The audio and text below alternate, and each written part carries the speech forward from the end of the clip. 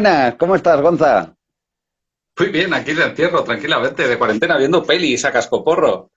Sí, ya, Precisamente he terminado hace media hora de ver Joker para refrescarla. Creo que con esta va la sexta o séptima vez que la veo. Contigo ya la he visto también.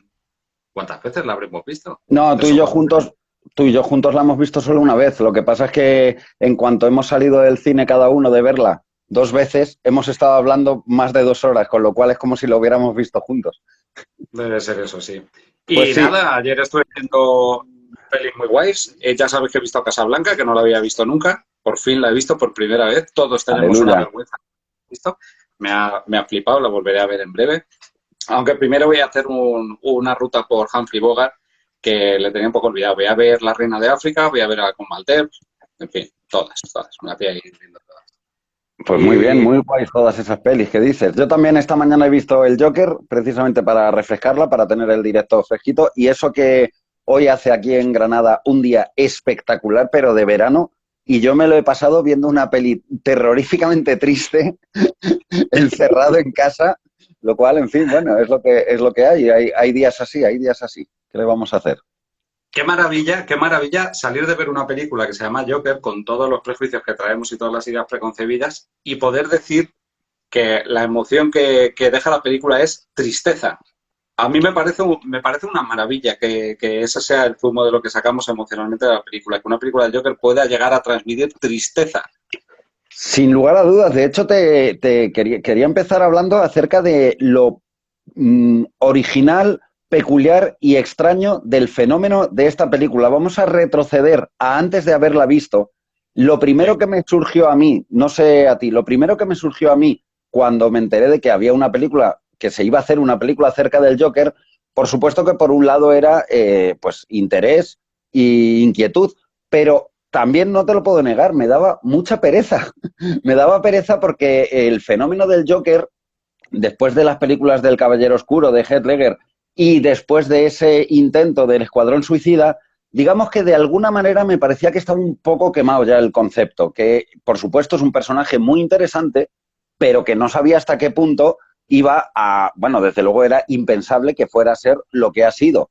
Y además recuerdo concretamente que yo jamás veo trailers, tú lo sabes, nunca veo los trailers de las películas, intento no ver ni siquiera los pósters, me obligaste a ver el tráiler de esta película y vamos, o sea, el tráiler hace un fiel honor a la película porque transmite muy fielmente lo que luego te encuentras y fue una espera, vamos, increíble hasta que llegó la película.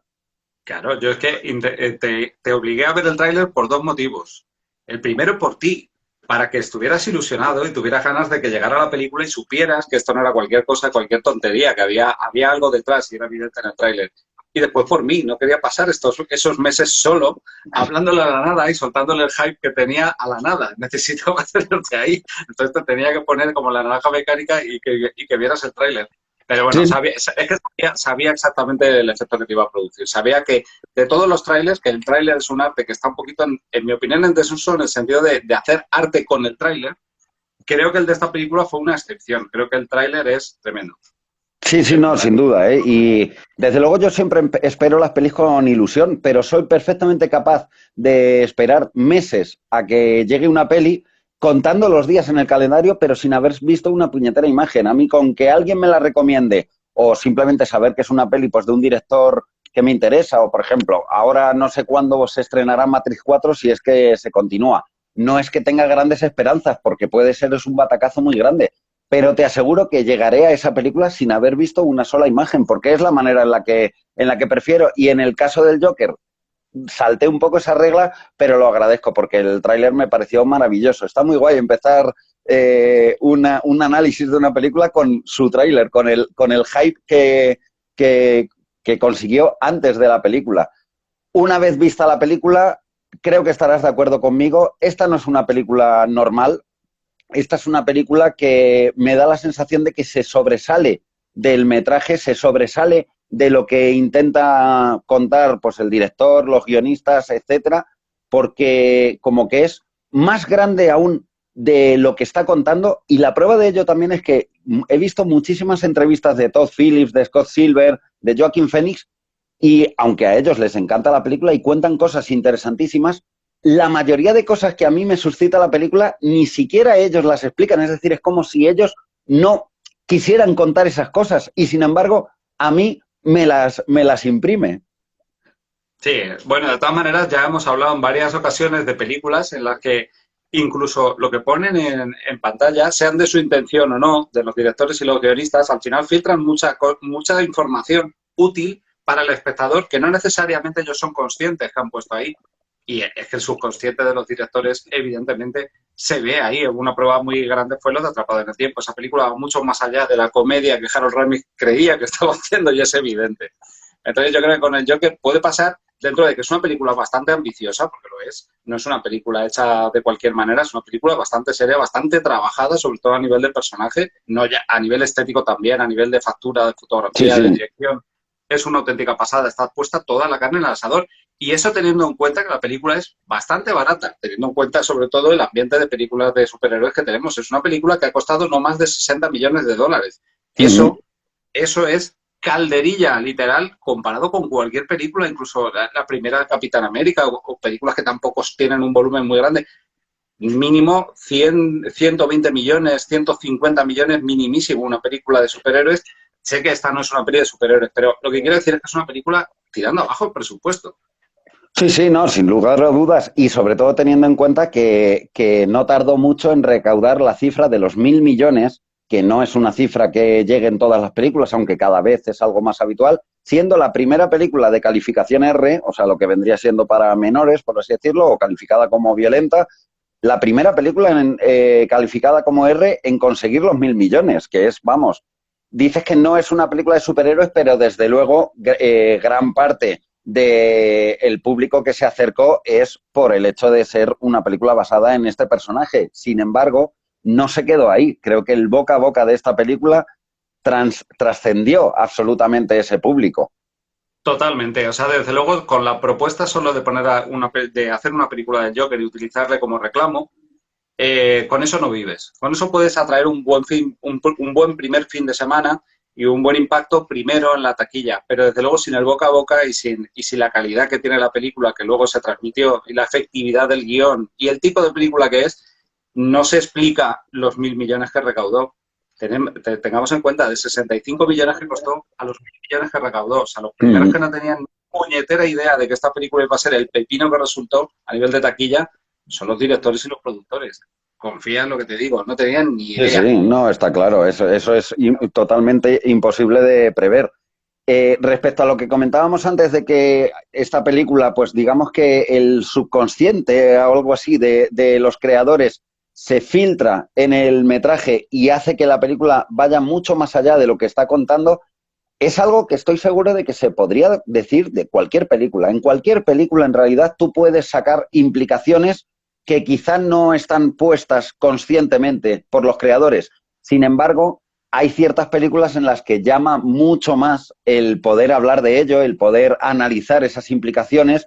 En el caso de esta película, creo que es por el hecho de que es de esas películas en las que se conjugan un poco los planetas, ¿no? Porque todo en la película de alguna manera está fenomenal.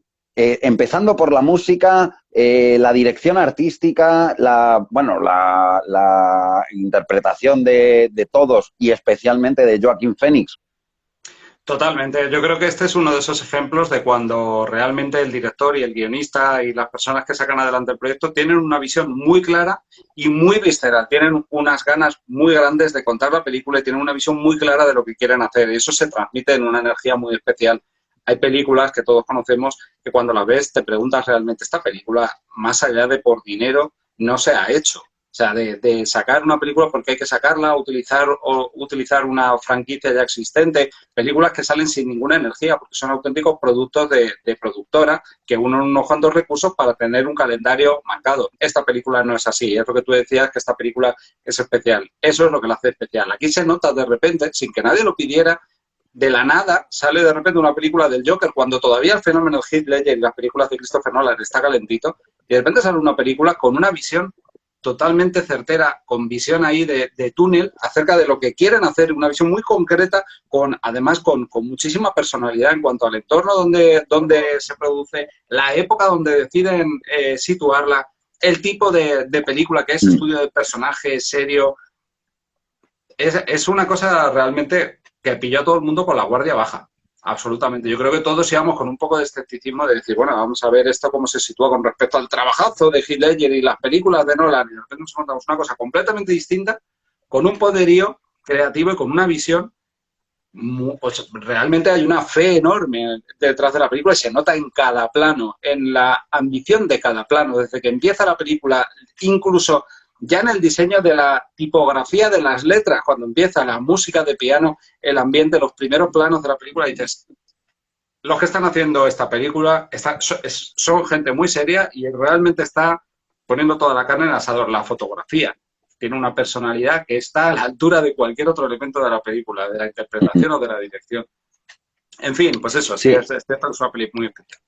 Antes de empezar a analizar a saco la película, porque es que desde luego creo que hay 100.000 cosas de las que nos gustaría hablar, me gustaría recalcar otra cosa, que es que todas las películas varían la sensación que te da cuando la ves una primera vez y cuando la sigues viendo. Esta película, por supuesto, ahora la he visto yo, esta creo que es la cuarta o quinta vez que la veo, me sigue produciendo un montón de cosas, pero no puedo olvidar que cuando salí del cine por primera vez, cuando fue estrenada, recuerdo que la sensación que tenía era que, de verdad, y esto lo digo sinceramente, que de alguna manera me había reconciliado con el cine. Esta película me reconcilió con el cine. Me hizo ver que durante muchos años, en los cuales he visto buenas pelis, no estoy diciendo que no, pero durante muchos años no había tenido esa sensación, esa emoción al salir de una sala de cine, de sentir tantísimas cosas, de estar lleno, de que la cabeza te fuera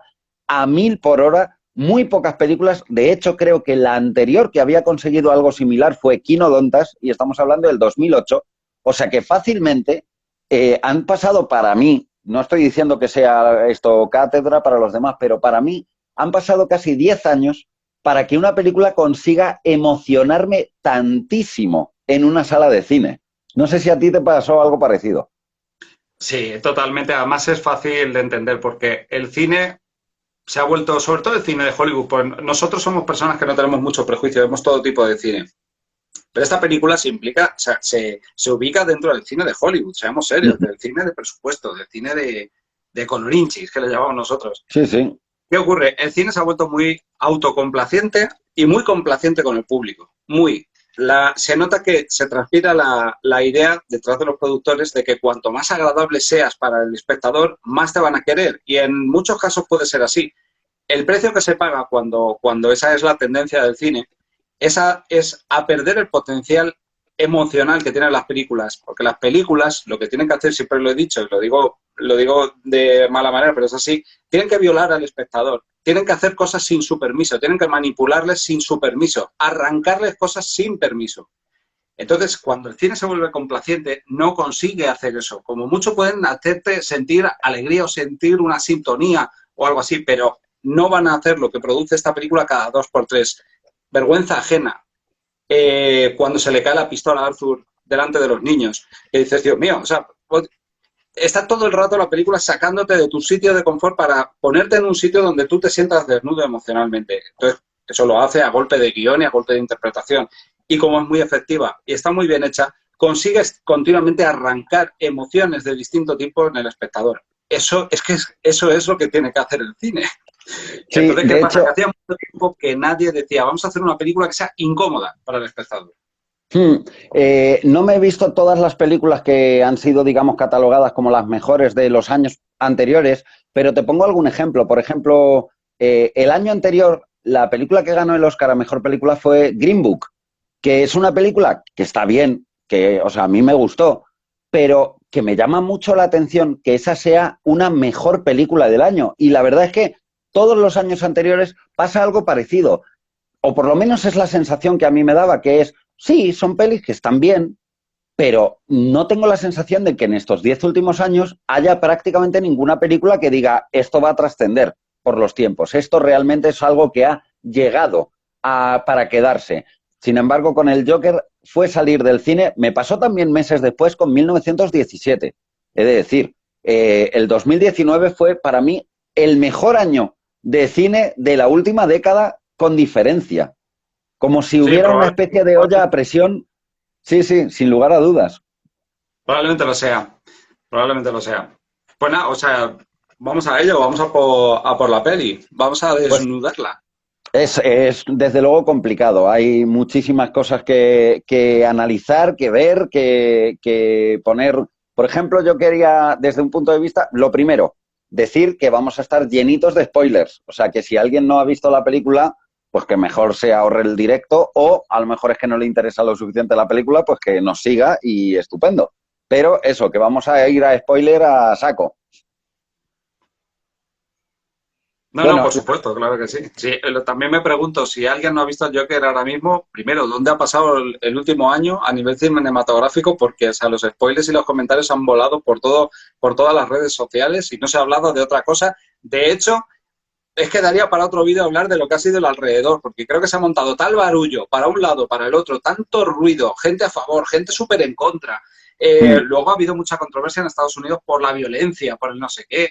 En fin, ha sido una película que creo que lo que has dicho tú se ha sobredimensionado a todos los niveles. sí, Pero de bueno, hecho, acerca de todo lo que es el fenómeno, etcétera, es que también habría mucho que decir. Yo es la primera película, por ejemplo, que en los días posteriores a verla, oía a la gente en el gimnasio, en mis clases de teatro, oía a la gente hablar sobre la película. ¿Has visto el Joker? Sí, pam, pim, pam. Es muy raro. O sea, incluso en un bar escuchabas en la mesa de al lado. Fue como un fenómeno muy, muy, muy, muy fuerte. Y yo creo que precisamente por eso, por el impacto que dio en la sociedad de decir, es que esta película, ¡bumba! O sea, no es cualquier película, no es una película chula. No, no, no, es que es algo muy especial, muy, muy especial. totalmente. Y luego Tiene, para desgranarla también eh, hay que avisar de dos cosas. Aparte de guionista y aparte de músico, tú eres educador social y yo soy trabajador social. Luego hablaremos también de la perspectiva con respecto al momento en el que llega, el tipo de película que es, de lo que habla y el personaje, porque creo que tenemos una perspectiva que a lo mejor otras personas no comparten por no haber trabajado en servicios sociales, porque creo que esta película tiene mucho contenido social del bueno, no del es, panfletario, del bueno. Absolutamente. De hecho, películas sobre discapacidad o sobre enfermedades mentales hay unas cuantas. Yo no diría que esta sea una de ellas, pero desde luego, o sea, porque no es directamente el tema que trata, pero es una de las reflexiones y de las implicaciones para mí fundamentales de la película. Hace una visión acerca de lo que es la discapacidad o la enfermedad mental que muy pocas películas consiguen hacer porque no tiene absolutamente nada de superficial, es algo bastante profundo con unas implicaciones que van más allá de la visión que solemos tener acerca de la discapacidad, sino acerca de lo más importante, que es el contraste entre la sociedad y la persona en concreto que tiene una discapacidad, que es realmente esa relación la que articula una discapacidad. Una discapacidad no se define por sí misma. Una discapacidad se define precisamente por al sobreponerla con la realidad. De eso va esta película, yo creo. Esta película no habla exactamente de un enfermo mental, habla de una persona, desde cierto punto de vista, de una persona que vive en una sociedad y el contraste entre quién es esa persona y esa sociedad es la que genera los problemas. Por eso, como en el núcleo es eso, la película es absolutamente universal, porque eso nos ocurre a todos. Eso es lo grande de la película, que aunque habla efectivamente en concreto de enfermedad mental, porque tiene una en concreto y tal, de lo que habla es de cómo una identidad choca con una sociedad que tiene unas características que él no ha impuesto, vienen de fuera. Y tú no vas a ser jamás el que la sociedad exactamente exige. Entonces, ese choque, esa diferencia, ese contraste hacia lo que va el Joker, y eso es lo que lo hace universal.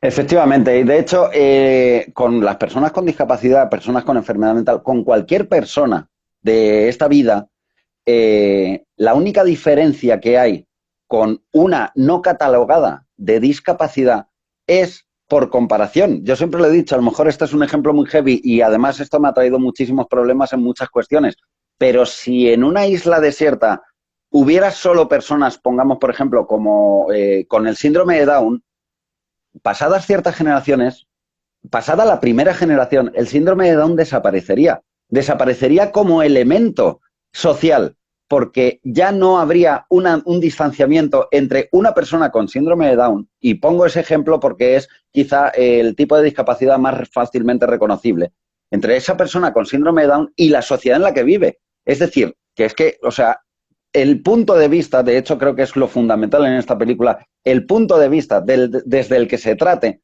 es lo que hace que algo esté estigmatizado, algo sea caracterizado como condition, como dicen en inglés, que es una palabra que me gusta mucho. Sí, condición.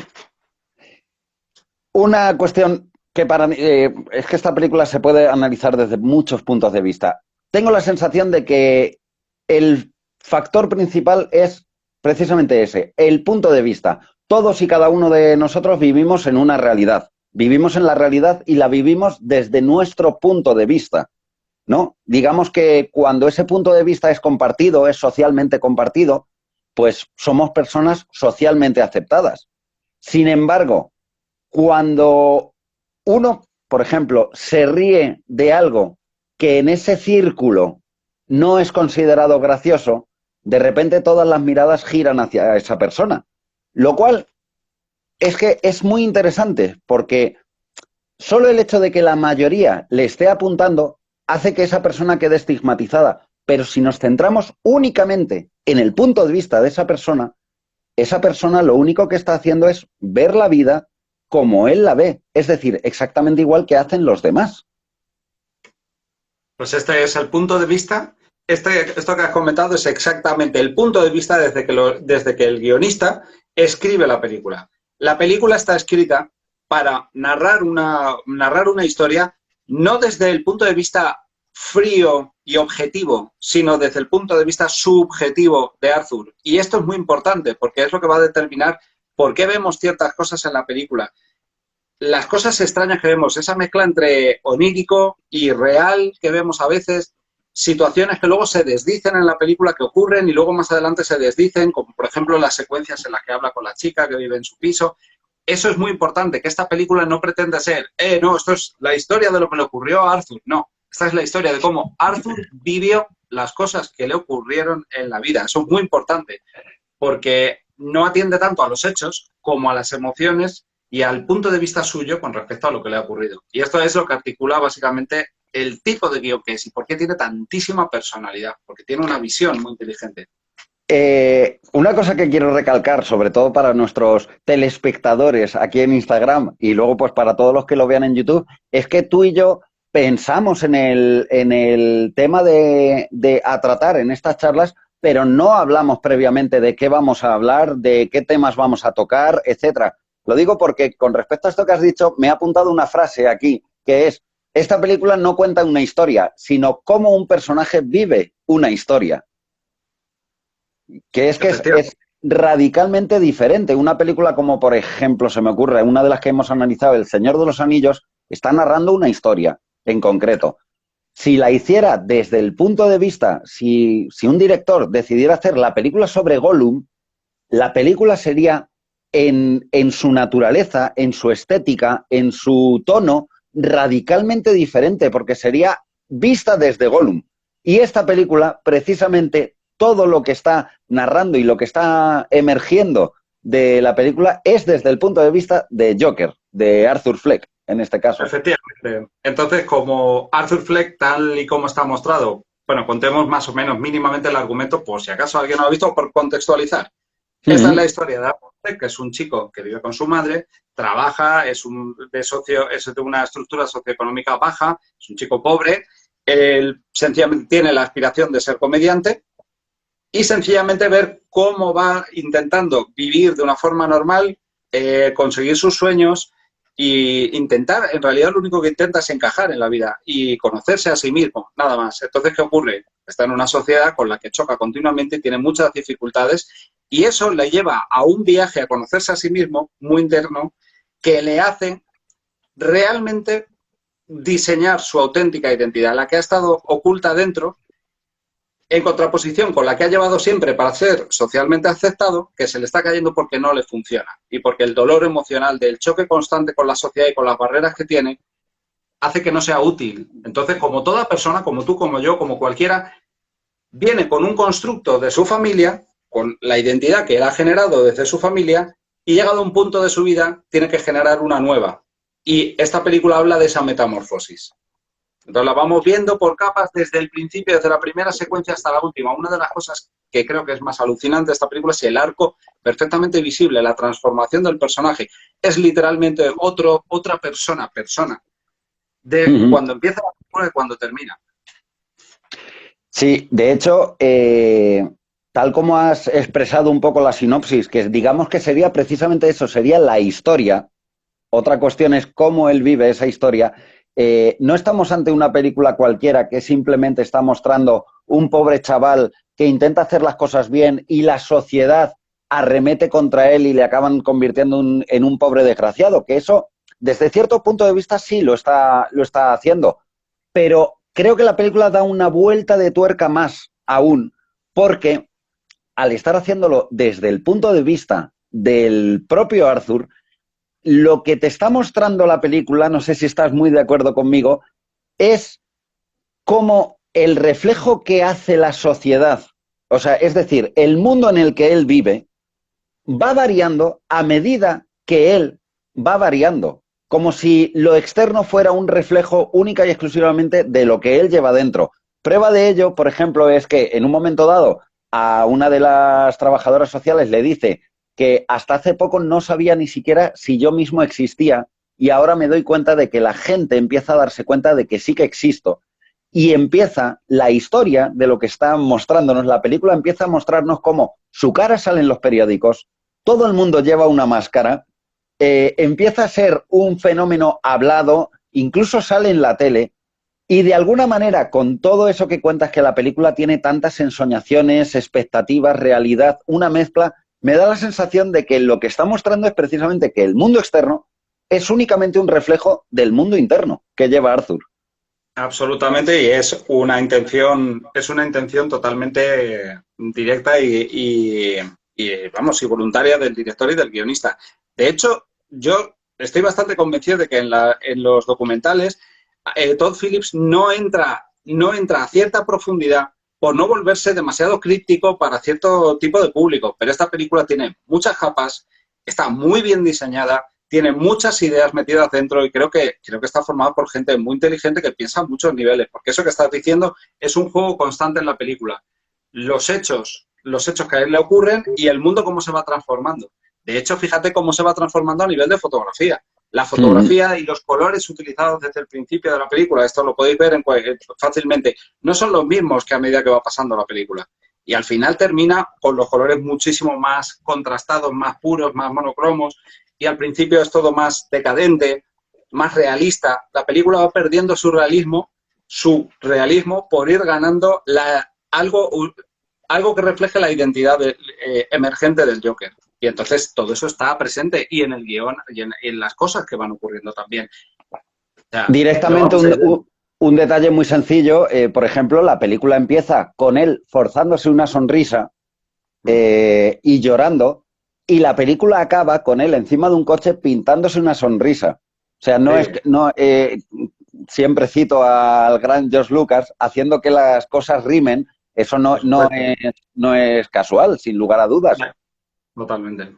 Por cierto, comentas que Todd Phillips quizá sería muy interesante escucharle hablar acerca de estos temas, pero en las entrevistas, etcétera, no lo hace.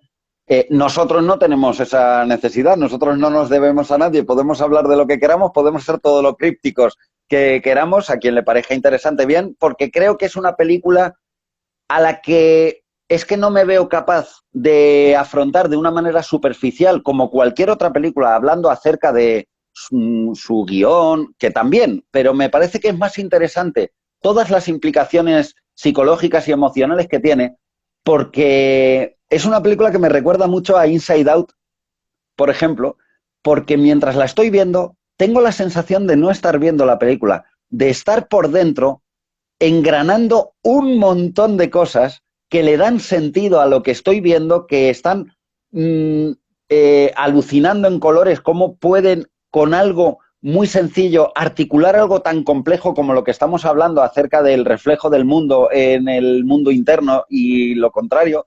No sé si a ti Sí, te pasa algo parecido. no solo me pasa algo parecido, sino que si me lo permites, te voy a hacer una breve descripción de los primeros 15 minutos de reloj de película, contándote lo que se ve y lo que está contando, lo que realmente el público recoge. En los primeros 15 minutos, y digo 15 minutos de reloj, porque son 15 minutos, 5 segundos más o menos, establece el ambiente decadente del Nueva York de los 80, que es donde va a salir la película, porque se empieza a escuchar una voz de radio contando que hay mucha trifulca, muchos nervios, tal. En el aspecto de la película está, no necesitaríamos ni escucharlo. La decadencia de la ciudad en la que vivimos, el momento de la sociedad de crisis y de crispación, el trabajo de Arthur, que le sitúa directamente en un estrato socioeconómico muy bajo. Vemos que es un tipo pobre que está ganándose la vida como puede, con entusiasmo. La enfermedad mental y la dependencia que tiene de la administración. Ya lo hemos visto, es un tipo que tiene problemas, él sigue las normas sociales, tiene un problema, pero va allí y tal. Intenta trabajar por su salud mental, no es un dejado ni un tío tal, sino un tipo, digamos, recto.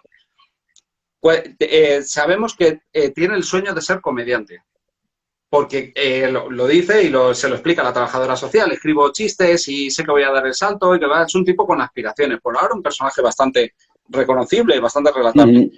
Llegamos a la casa. Ya en la casa vemos el buzón que tiene solo el nombre de la madre. Ya te está empezando a anticipar uno de los grandes temas de la película y es que vive subyugado totalmente por la madre. Él no ha generado una identidad, no ha roto el cordón umbilical con su madre. Sigue dependiendo de ella, sigue cuidándola y teniéndola en un pedestal totalmente y subyugando quién es él y lo que quiere ser por su madre. Eso solo viendo la foto de que en el buzón solo viene el nombre de la madre, que eso me he fijado y es que directamente es evidente. Que pone Penny Fleck, no pone Arthur Fleck. Luego, su admiración por Murray, la falta de padre en la casa. En la casa no hay padre, están la madre y él. Y de repente todas las noches van a la televisión a admirar a Murray, el personaje interpretado por Robert De Niro, ya contándote que en esa casa hay una falta de padre, fíjate el nivel psicológico, una ausencia de padre escenificada en la admiración total de una televisión que además está situada en la parte de arriba, lo veis como si fuera la iglesia, a la hora de Murray. Y justo entramos dentro de una ensoñación en la que vemos la necesidad profunda de reconocimiento y de cariño que tiene el protagonista, que se proyecta ensoñado dentro del programa y tiene una especie como de momento de culminación de cariño y de afecto con Robert De Niro. En 15 minutos ha ocurrido todo eso. Ya sabemos exactamente qué personaje es y lo más importante, sabemos que nos gusta y sabemos que sentimos empatía y lástima por él. ¿Por qué? Porque todos hemos sentido algo parecido y todos entendemos la coherencia emocional de quién es. Para mí eso, en esos 15 minutos, luego la película sigue desarrollándolo, pero en esos 15 minutos al espectador ya lo tiene atrapado. Ya te tiene agarrado, porque sientes pena por este tipo, le entiendes perfectamente y fíjate que tú no necesitas tener un problema mental, pero entiendes lo que estás viendo. Para mí esa clave, esto que estoy contando, perdona que lo enlace rápidamente con otra cosa con la que entraremos, pero es lo que la distingue de dos películas a las que se las compara continuamente y que son utilizadas como referencia, que son El Rey de la Comedia y Taxi Driver. ¿Por qué? En Taxi Driver, el que me diga que entiende al protagonista, le diré que es un mentiroso porque no es cierto. Tú estás viendo a una persona con un trastorno, no sabes exactamente cuál es, y no entiendes su coherencia, solo entiendes que piensa las cosas de otra manera. A mí eso no me ayuda a empatizar. Taxi Driver es una película maravillosa, pero no de un personaje al que yo entiendo y comprendo y empatizo con él. Y en El Rey de la Comedia pasa exactamente lo mismo. Aunque coge elementos, también habla de un personaje que intenta ser comediante, tiene sueños, y luego al final demuestra que efectivamente tenía un talento y que había un sistema que le mantenía oprimido. No sé por qué hace lo que hace, ni sé qué siente, ni sé cómo se siente por dentro. Sencillamente sé lo que quiere y lo que hace para conseguirlo. Para mí, eso no, en mi opinión, con respecto al diseño del personaje, no se puede comparar con el hecho de que yo sienta lo que siente el personaje. Y por eso en 15 minutos el Joker me pareció que me llevó a un sitio que estas dos películas, siendo maravillosas, las adoro, no lo consiguieron. Tienen otros objetivos y otras aspiraciones y consiguen otras cosas. Pero esa no. Yo creo que las comparaciones son odiosas, siempre lo son. Creo que en este caso las películas son comparadas por una cuestión bastante más superficial de lo que parece. Taxi Driver no es una película que sea un estudio de personajes. Lo es probablemente El Rey de la Comedia bastante más. Taxi Driver no. Taxi Driver tiene otras muchas virtudes, pero precisamente lo que dices tú, no es un personaje al que conoces, es un personaje al que acompañas, que es algo totalmente diferente. En el caso del Rey Totalmente. de la Comedia, quizá un poco más. Con el Rey de la Comedia tiene muchísimas más conexiones el Joker, muchas más que con Taxi Driver. Realmente con Taxi Driver veo muy pocas. Con El Rey de Sí. la Comedia sí, con El Rey de la Comedia sí que es una película que claramente Todd Phillips ha querido no emular, sino que se ha inspirado en muchas cuestiones. Y bueno, por supuesto en algunas tremendamente superficiales, como por ejemplo el juego entre el aspirante comediante y el ya comediante, que de hecho es Robert De Niro, en la película del Rey de la Comedia cambia el papel, es él el que intenta ser un comediante, lo cual es tremendamente irónico, pero realmente creo que son películas que se han comparado, pero por una cuestión más superficial que otra cosa. Si le das una doble vuelta, yo mientras estoy viendo el Joker y el Rey de la Comedia me la vi hace muy poco, yo no estoy pensando en esas películas. Para nada. O sea, no me parece que estén jugando a cosas parecidas. Creo que el director pues las adora y ha querido coger, has dicho Nueva York, supuestamente en esta película es Gotham, pero bueno, claramente ha querido mostrar un Nueva York setentero, principios de los 80 decadente. Creo que esa comparación del Rey de la Comedia y de Taxi Driver no le hace muy bien a la película del Joker. Creo que No, es no, un claro que no, prejuicio. no, claro que no. Y por supuesto que es voluntaria y totalmente pretendida los préstamos visuales, las televisiones, hay ciertos planos, ciertas sensibilidades, claro que sí. Pero de ahí a inducir que la película es una copia o que roba más de la cuenta, yo creo que es sencillamente no tener dos ojos en la cara y no estar abierto humildemente a ver qué te está proponiendo esta película. Pero bueno, con respecto a Taxi Driver, yo creo que lo que intentan decir sobre todo es el tema de la cuenta atrás del personaje, sabes hacia dónde vas, es una especie de cuenta regresiva hacia que explote o algo así, pero bueno, incluso en eso tampoco estoy muy de acuerdo, porque yo creo que el viaje que hace el personaje es muy distinto. Los dos a lo mejor se pueden parecer en alcanzar una forma más coherente con tu interior, pero creo que me parece que está reflejado de forma distinta, pero bueno. Yo es que ya te digo, Taxi Driver creo que no es un estudio de personaje tal cual, porque de hecho tú hablas de la cuenta atrás, ves hacia dónde va un personaje, pero tampoco sabes exactamente si ese es el lugar al que él quería llegar o simplemente es al que es empujado. En el caso del Joker, es claramente la historia de una persona que vive encerrado entre 50 capas de cebolla, de las cuales ni siquiera es consciente, y cómo poco a poco va quitándose esas capas de cebolla y va dándose cuenta de que debajo de todo eso él puede seguir siendo él mismo, lejos de todo lo que le han dicho siempre, cosas tan sencillas como por ejemplo que su risa es un síntoma de enfermedad. Me parece quizá el elemento fundamental de la película. Esto es algo muy complicado de entender, pero cualquiera que vemos la película sentimos pena, sentimos empatía por él cuando vemos que cuando sufre ríe, ¿no? Nos causa una sensación muy extraña de decir, pobrecillo. Y yo le propongo a cualquiera que vea la película que haga un ejercicio, que es tan sencillo como, ¿y si esa persona es que simplemente se está riendo? Le está ocurriendo exactamente lo mismo que te ocurre a ti cuando te ríes. El problema está en que le causa esa risa cosas totalmente diferentes a las que socialmente están aceptadas. Entonces, Claro. ahí está el kit de que él, llegado un momento, diga, siempre he visto mi película, mi vida como una tragedia, principalmente porque su madre es quien le ha hecho ver eso, el personaje de la madre hablaremos ahora, y llegado un momento se da cuenta y además es que se lo dice tal cual a la madre, dice, yo no tengo ningún problema con mi risa no, o sea, no tiene nada de malo. Y a partir de ese momento la risa, en lugar de quedársela estancada en la garganta, empieza a ser una risa libre de una persona divertida y que está a gusto con lo que está ocurriendo. Totalmente. De hecho, en cuanto al viaje emocional del personaje y el desarrollo, y aquí tenemos que hablar de Batman, porque no hemos comentado una cosa. Tú fíjate lo rica que es esta película, que todavía no hemos comentado que el Joker es el villano de Batman. Nació como villano de Batman, nació como personaje a rebufo de Batman. Lo que pasa, y siempre he mantenido, esto lo hemos hablado mil veces, que Batman y Joker son los dos personajes superhéroe y villano con la juxtaposición más interesante de toda la configuración de superhéroes que hay, y hablamos de varios cientos de ellos. No existe ninguno que tenga unas implicaciones psicológicas tan absolutamente brillantes y cristalinas como la contraposición de Batman y el Joker. Y vamos a explicarla rápidamente para poder entender la peli. Batman y Joker son dos personas. Ahora que ya hemos visto las construcciones, hay que entender que del Joker ha habido varias génesis. Evidentemente, en los cómics, la mayor parte, dos de ellas son las principales, sobre todo. Y aquí, en esta película, tenemos otra génesis que dista un poquito, aunque tiene algunas similitudes con la de la broma asesina, pero bueno, más o menos.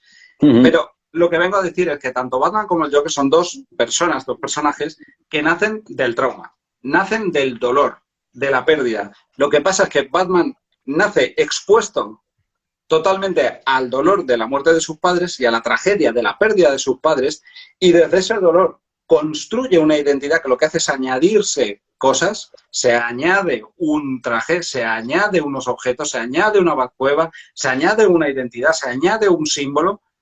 Y el Joker es al contrario. El Joker trae un trauma de por sí, por cómo ha crecido y por las cosas que le han ocurrido, y lo que hace es intentar romper la máscara que sostiene ese dolor para ir liberándose de todos los constructos que tiene hasta volverse algo que acepta totalmente el dolor y puede hacer tai chi con él, como hace en la escena en la que baila cuando mata a los tres chicos.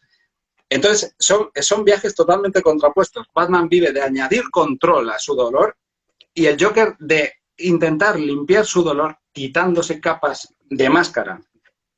De hecho, al fin y al cabo, los personajes de una película, los superhéroes, no dejan de ser partes de cualquier persona, pequeñas partes de cualquier persona. Creo que lo que hace atractivo la juxtaposición entre Batman y el Joker es que Batman, digamos que es la persona, la máscara que todos mostramos socialmente, una persona con valores, con justicia, y el Joker, lo contrario a eso, no es una persona inmoral y una persona psicopática. No creo que sea lo interesante del Joker. El problema está en que lo que hace interesante es que es una persona libre, libre de todas esas cosas, incluidos los valores, incluidas las estructuras, incluidos el traje, incluidas las cosas socialmente aceptadas. Eso es lo que hace del Joker probablemente un personaje tan atractivo y tan terrorífico al mismo tiempo, porque creo que todos nos hemos llegado a asustar de nosotros mismos pensando en cómo seríamos si nos liberáramos de toda atadura, y toda atadura incluida moral, familiar, educacional, etcétera, etcétera, etcétera. Eso es lo que representa un poco la figura del Joker. Totalmente. Y Batman es la más habitual, que es cada vez que intentamos generar sistemas de control para asegurarnos de controlar una situación o de dejar de sufrir. O sea, es decir, todos llevamos al Joker y a Batman dentro en nuestra vida diaria. Absolutamente. Bueno, por cierto, por ir comentando, como se nos va a quedar cortísima la charla del Joker en una hora, hoy la terminaremos, pero vamos a continuar no centrándonos en la película, sino centrándonos en el personaje del Joker, en los cómics, en las películas de Nolan, etcétera, porque me parece que da para mucho más. Hoy nos vamos a quedar con el Joker de Todd Phillips. Más aspectos que me parecen fundamentales de la película. Esta es una de esas películas en las cuales la clave final, por así decirlo, el plot twist, no es claro, no es evidente. Habla acerca de la duda razonable continua, que ocurre en muy pocas películas pueden permitirse algo tan extremo. Y no voy a decir que esta película se pueda definir como el final de Los Serrano, al final era todo un sueño, pero casi que sí, de alguna manera. Esta película se puede ver desde muchos puntos de vista, se puede ver como una historia lineal o se puede ver como que todo ha sido producto de su imaginación desde un principio. Quiero decir, la gracia un poco de todo está en no tener una clave que te diga, por ejemplo, ¿él es hijo de Thomas Wayne, sí o no? Hay muchas claves en la película que te hacen ver que sí y otras claves que te hacen ver que no. Con lo cual creo que lo fundamental no es la historia, de nuevo, sino cómo la vive Arthur. Totalmente. O sea, de hecho, este punto que comentas ha sido muy controversial. El hecho de haber generado la posibilidad de que Arthur, de que el padre de Batman sea posiblemente el padre suyo. Y yo no lo entiendo. La película no afirma ni desconfirma nada. Efectivamente va sembrando dudas razonables acerca de todo, la identidad, el trauma de él, la visión que tiene, incluso el hecho de que un compañero de trabajo le dé una pistola. Muchas Luego, de cosas. repente, cuando dice, esa pistola, cuando le despiden, dice, esa pistola me la regalaste tú. Y el otro parece que genuinamente le dice, no sé de qué demonios estás hablando. Luego vuelve a pedirle disculpas y a comentarle. O sea, la película está continuamente jugando con hechos y contraponiéndolos, porque efectivamente el objetivo no es contarte los hechos. Te está contando cómo los vive Arthur, que es exactamente como lo vivimos todos. Todos manipulamos mentalmente los hechos que vivimos para organizarlo según una narrativa que nos sea coherente con cómo nos sentimos. Es decir, si yo, por ejemplo, yo rompo con una chica con la que estoy, no es el caso, pero muy probablemente pueda decir, es que esta persona me está castigando y quiere mi mal. Es mi narrativa sobre los hechos. Esta película hablaría de eso, de cómo yo me siento con respecto a lo que ha ocurrido. No es una película que habla de una ruptura fría con razones y sistemas. Entonces eso es muy interesante, que efectivamente todos los hechos están. Y por supuesto también está la duda razonable si toda la película es una invención totalmente de Arthur en el sanatorio, que es donde pasamos los últimos minutos de película. Tengo un amigo, además, que está siempre insistiendo en que eso es lo que más le gusta, que la película es todo mentira, que se lo ha inventado todo. Y yo lo que le digo es, no estoy de acuerdo contigo, pero no al 100%. La duda, efectivamente, la duda de que pueda ser mentira, lo cual nos acercaría a otras películas como Blade Runner, como el hecho de que Deckard en Blade Runner sea, que ha sido el debate, uno de los más viejos de la historia del cine, si Deckard es un replicante o no es un replicante. La gracia no es si es un replicante o no es un replicante, la duda razonable es la Claro, gracia, y en esta película igual. pasa un poco, estoy muy de acuerdo con tu amigo, creo que es muy interesante, muy importante esa parte. Creo que te entiendo cuando hay una parte de ti que quiere negar que todo sea una ensoñación, porque de alguna manera invalida también la propia película, o sea, hace que la película entonces no ha contado nada, pero el hecho de que haya contado una ensoñación hace que también tenga cierta validez. Con lo cual, algo que me parece que deberíamos tocar es acerca de una posible secuela de esta película. Yo, desde luego, cuando salí de la película, sabía que en breve iba a haber rumores acerca de si iba a haber una secuela o no. Yo me voy a posicionar. Yo considero que si Todd Phillips, Joaquin Phoenix, etcétera, están inspirados y sale desde la inspiración, pues estaré encantado de verlo.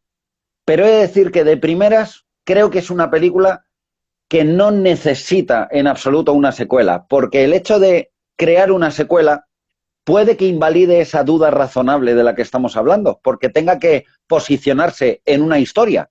Con lo cual, ¿es cierto que se subió encima de un coche y toda la ciudad le aclamó o era una ensoñación? Si partimos de una segunda parte, quizá tengamos que ver la primera de una manera diferente, de decir, no, no, no, esto es lo que pasó, esto es lo que no. O quizá continúen con agrandando, digamos, la bola de nieve y haciendo que sea pues más duda razonable todo aún. En cualquier caso, estaremos ahí para verlo y lo sabes. Sí, me temo que sí, me temo que sí. Y con respecto a Batman, una curiosidad que quiero comentar, en la película, ya ha ocurrido aquí hace bastante rato, Batman aparece, pasado casi una hora de metraje, la primera aparición de Batman, para todos los que vimos la película siendo unos frikis, la primera aparición en la que sale Batman es en una fotografía del periódico que él recorta y en la siguiente escena él va a visitar a ese niño, el niño pequeño Bruce, es Batman. O sea, yo he visto la película con gente que no lo sabía, pero porque a lo mejor no le interesaba en ese sentido la película. Es muy curioso, la primera vez que Batman y el Joker se encuentran es en esa situación en la que Arthur Fleck le está haciendo bromitas a un niño desde el otro lado de la valla Y esa es la primera imagen que tiene Batman del Joker. ¿No te llama la atención? ¿No te parece curioso? Esa secuencia es una maravilla y yo, las personas que no cuadran con la película porque creen que es una pobre adaptación del personaje del Joker, no entiendo cómo se puede estar tan cerrado. La secuencia en la que se encuentran me parece que tiene es magia pura, porque es la atracción instantánea entre estos dos personajes. Del Joker queriendo pertenecer, porque además también ¿cómo se dice? Una parte de anhelo social, no solo emocional, de vínculo, de la necesidad suya de encontrar un vínculo con un posible hermano. Tú fíjate para un personaje como él lo que significa, sino además de No, pertenecer a una clase social más elevada, que eso está pendulando en su casa continuamente. Y de repente lo primero que sienten es atracción el uno por el otro, porque el niño se ve encandilado por él y por los trucos de magia que hace. Y de hecho, Arthur está siendo tremendamente amable y simpático con él. Siente un candor instantáneo por el niño, le hace bromas para que se ría, para que tal. Y en lo que viene es el mundo, en la forma, en este caso, del mayordomo, de Alfred, a venir a fastidiarlo todo y a ponerle otra vez en su lugar. No, tú largo de aquí, fuera de aquí, no molestes al hijo de un rico y vete por ahí, que hace, qué asco de tipo, fuera. Es decir, el conflicto no era entre Batman. Lo que te viene a decir es que el conflicto no era realmente entre Batman y el Joker. Es del mundo en el que viven, que los ha puesto enfrentados el uno contra el otro. eso que has comentado ocurre muchas veces en la película. Él al principio está haciéndole bromas a un niño en el autobús, siendo perfectamente amable, la madre le aparta y le dice que no haga tal.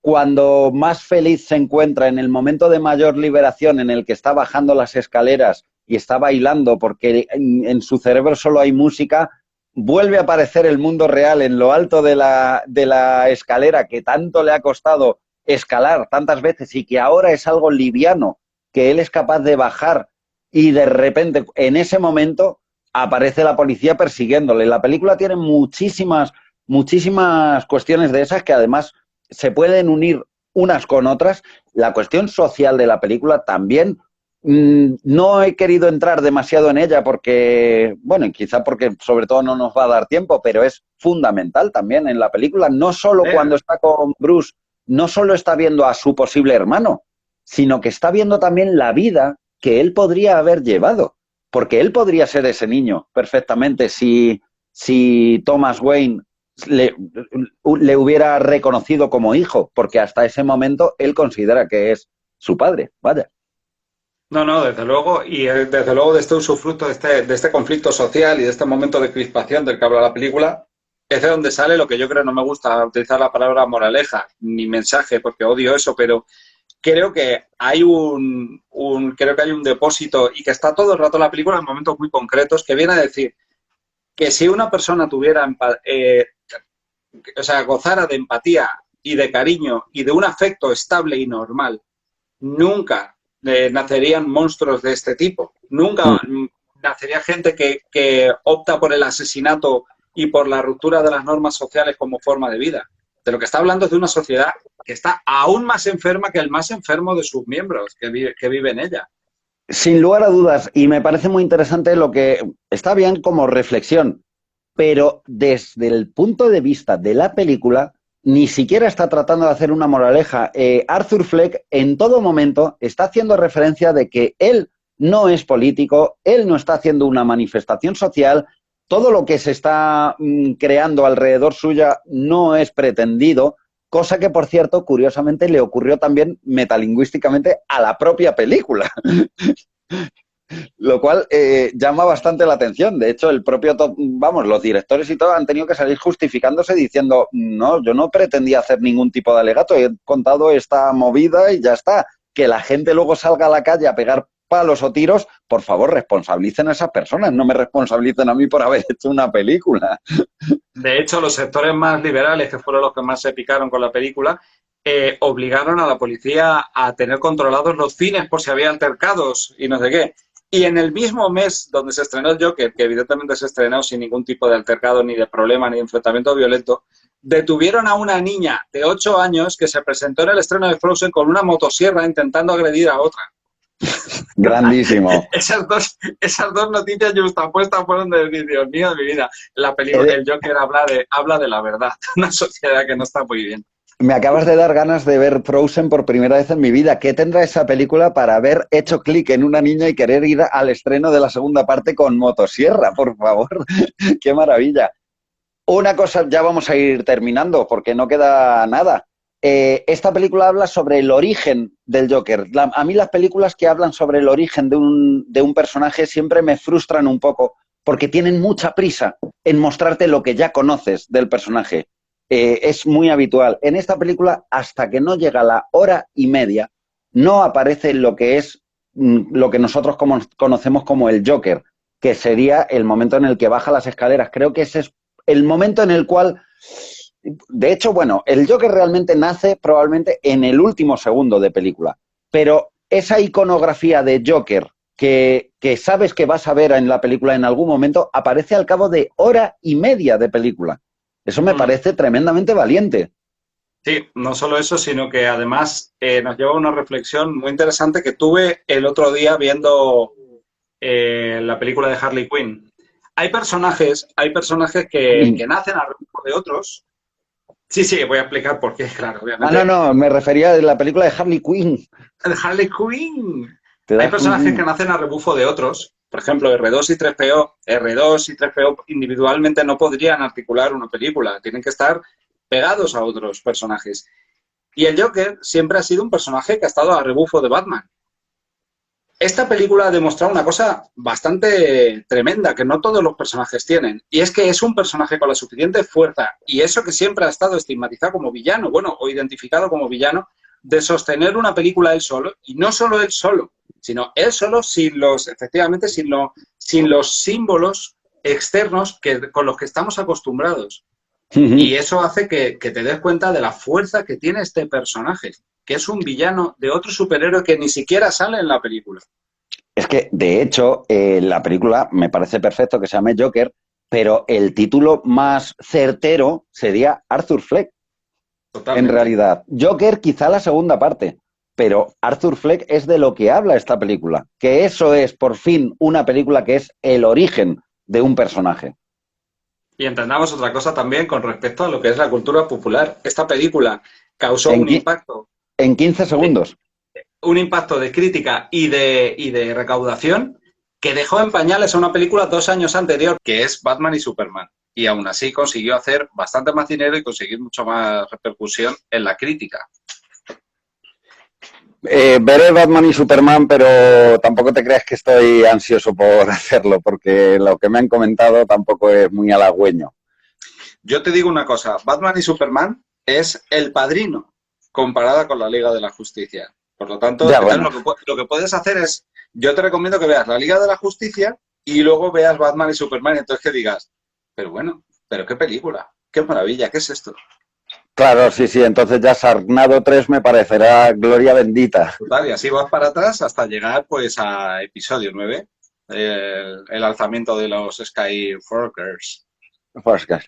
Bueno, continuamos hablando sobre la película, aunque hoy nos vamos a centrar también mucho en lo que es el personaje, más allá de la película de Todd Phillips, pero más aspectos interesantes de la película, por ejemplo, no hemos hablado acerca de la repercusión que tiene en la vida de Arthur, hemos hablado un poquito, pero es importante hablar acerca de sus padres o la ausencia de sus padres. Creo que eso articula mucho de la personalidad de este personaje. Justo lo que estás anunciando creo que abre la puerta a hablar de uno de los aspectos que creo que es más interesantes de la película. Esta es una película que psicológicamente es muy rica, está escrita con muchísima coherencia y con muchísimo trabajo. Creo que es una dimensión que no sé hasta qué punto la gente suele tener en cuenta al ver la película, que es el estudio psicológico que hay detrás de los personajes que se hacen. Entonces, con respecto a esta película, empezar hablando eso, o sea, efectivamente, al ser lo que se llama un tipo de película estudio de personaje, lo que significa es que todos los aspectos que crean la personalidad del personaje están muy cuidados y lo que se hace es ir viendo cómo va evolucionando con una coherencia basada en un diseño previo. Entonces, ¿cuál es la elección de Todd Phillips y del guionista con respecto a Arthur? Vamos a ver, al estar hablando del Joker, al estar hablando de un personaje como el Joker, obviamente nuestra mente se va a ir rápidamente a aspectos de villano, a aspectos antagónicos de la psicología. Entonces, la primera pregunta que habría que contestar con respecto a eso es, ese Arthur, el personaje de esta película, el Joker de esta película, un psicópata, psicópata, es decir, una persona que no tiene capacidad de empatía, un enfermo, no, radicalmente negativo. No es ese el camino que han seguido. Sin lugar a dudas es una persona que elige el camino del crimen y de salirse de la ley, pero eso no significa que sea una persona incapacitada para la empatía, que muestra varias veces en la película. De hecho, si pudiéramos definir a Arthur, sería una buena persona, una persona sensible y una persona amable. Se porta bien con la gente de alrededor. Lo que pasa es que es una persona con unos límites y luego va forzándole a llegar a unos límites. No, de lo que está hablando, y es muy importante, porque al ser una película que extrapola a un individuo de una sociedad con la sociedad, este aspecto que voy a comentar es muy importante. Está hablando de un narcisista, de una persona con un desorden narcisista de la personalidad. ¿Qué es un desorden narcisista? El narcisismo, que está, yo creo que muy mal entendido en esta sociedad, no consiste en personas que se gustan a sí mismas y van todo el rato presumiendo. No, no tiene nada que ver con eso. Es un desorden que consiste en cuando una persona es criada en un entorno en el que no se le otorga una identidad, no se le otorga un peso psicológico, sino que vive a rebufo de la explotación de los padres. Es decir, son objetos para la satisfacción continua de las necesidades de los padres. Seguramente, si pensamos, tendremos alrededor personas que se pueden identificar con esto. ¿Qué ocurre cuando una persona nace en un seno de una familia de este tipo? Los niños, básicamente cualquier individuo, necesita de dos cosas. Necesita autoestima y necesita capacitación. Autoestima para saber que son válidos y que tienen un valor intrínseco en sí mismos, y capacitación, creerse capaces de poder ir adelante en el mundo y hacerse cargo de todas las vicisitudes que le puedan ocurrir. ¿Qué ocurre cuando una persona se cría en un entorno narcisista? Pues que esta persona tiene una incapacidad, primero, para conectar con su auténtico valor, y segundo, una falta de capacidad, de sensación de capacidad para hacer las cosas en la vida. Y por lo normal tienen un bloqueo en su identidad. ¿Eso que genera con el tiempo? Una necesidad tremenda de atención y de reflejo en los demás y de impacto en los demás para compensar esa falta. Eso es de lo que habla la película, y de hecho me di cuenta cuando llevaba media película, dije, obviamente han elegido el camino de un narcisista, de una persona que ha nacido con una carencia afectiva muy grande. Justo cuando de repente va a la escena del asilo Arkham y a investigar el pasado de su madre y su propia identidad, porque no, en ese momento tiene dudas de si ha sido adoptado y todo el tema, justo hablan de lo que es el diagnóstico de la madre, y la madre es una narcisista, lo pone, tiene un desorden narcisista de la personalidad. Es muy curioso, los narcisistas suelen ser hijos de personas narcisistas, personas muy centradas en sí mismas, que no dan la identidad, ni el cariño, ni el afecto merecido o suficiente, y generan más narcisistas, personas con una necesidad enorme de impactar. Entonces, al verlo desde un punto de vista, desde el punto de vista de Arthur, es difícil verlo como un personaje antagónico, porque estamos viendo sus necesidades y sus carencias emocionales. Entonces eso nos hace compartir su camino. ¿Por qué es importante apuntar esto? No solo para entender a Arthur, es una persona que tiene una necesidad enorme de afecto y de identidad. Por eso siempre idolatra la televisión, idolatra el escenario, que es muy importante cuando hablemos del tercer acto, el momento suyo del show, de estar él ante los focos, por primera vez, por fin, la identidad, sino porque hace un reflejo con la sociedad. Esta es una sociedad de individuos que están tan jodidamente centrados en sí mismos que son incapaces de generar empatía y incapaces de dar afecto al de al lado. Por lo tanto, es una sociedad que se está pudriendo desde el individualismo más atroz, y todas las células que lo componen se van pudriendo. Y Arthur es la auténtica víctima, porque es el más necesitado de todos. Es un tío que no tiene ni padre. El padre adoptivo que tuvo le pegaba. Luego, durante la película, descubre que su padre podría ser el padre de Bruce Wayne, y luego resulta que no solo es eso, sino que le desprecia y le escupe. La película habla de un auténtico camino al infierno, en el que Arthur intenta cubrir sus carencias emocionales con padres postizos. La figura de Robert De Niro funciona como un padre adoptivo que luego le rechaza y se ríe de él, igual que el padre supuestamente, posiblemente biológico. Es un auténtico camino por el infierno psicológico de un personaje cuya identidad se va desmantelando poco a poco para darse cuenta que lo único que tiene en esta vida es él mismo. Y por eso habla de la historia de una persona hecha a sí misma una vez que se da cuenta de que no tiene absolutamente nada a los que agarrarse en esta vida porque todo es o fallido o quiere abusar de él o directamente no está relacionado con él o directamente le desprecia y le patea. O sea, es una historia terrible, terrible. Y generar una persona empática en el espectador a través de ahí es tremendo, es una maravilla. Sí, en el caso de la madre, por ejemplo, el hecho de que aparezca el diagnóstico explícitamente escrito y que incluso se verbalice, ni siquiera veo que sea demasiado necesario. Creo que cualquier persona más o menos que conozca las características del trastorno narcisista hubiera identificado ya a la madre con ese trastorno. De hecho, una de las cuestiones que quedan en la película como posible verdad o posible mentira es el hecho de que ella fuera, es que la vi en inglés, illusional. Entonces, no es del todo necesario que esto venga apoyado por un diagnóstico, sino que ya con las características que vemos de la madre, en su relación con Arthur se intuye perfectamente que es una persona con trastorno narcisista y que probablemente padres con trastorno narcisista es muy probable que creen en sus hijos un punto de referencia narcisista bastante grande. Quizá no necesariamente que se ha convertido en un trastorno, pero en el caso de Arthur, por lo que defiendes, pues un poco sí. Totalmente, absolutamente. De hecho, eso explica parte de la evolución del personaje que viene de lo que decía Freud, de matar al padre simbólicamente para ocupar su sitio como ser preponderante en la sociedad. Él pasa durante la película por la muerte de la madre, a la que mata directamente asfixiándola después de averiguar que ha abusado de él y que la ha estado engañando y la ha estado explotando toda la vida, la mata física y simbólicamente para emanciparse.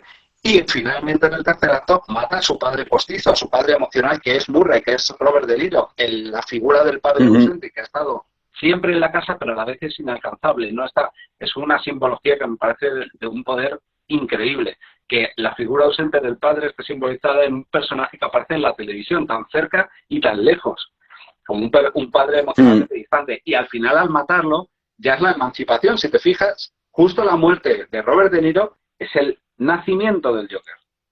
El nacimiento ya a nivel también social. Él a lo mejor ya desde dentro está resuelto a hacerlo, pero cuando llega ese momento es cuando él nace. Ya ha matado al padre, a la madre, puede generarse su propia identidad.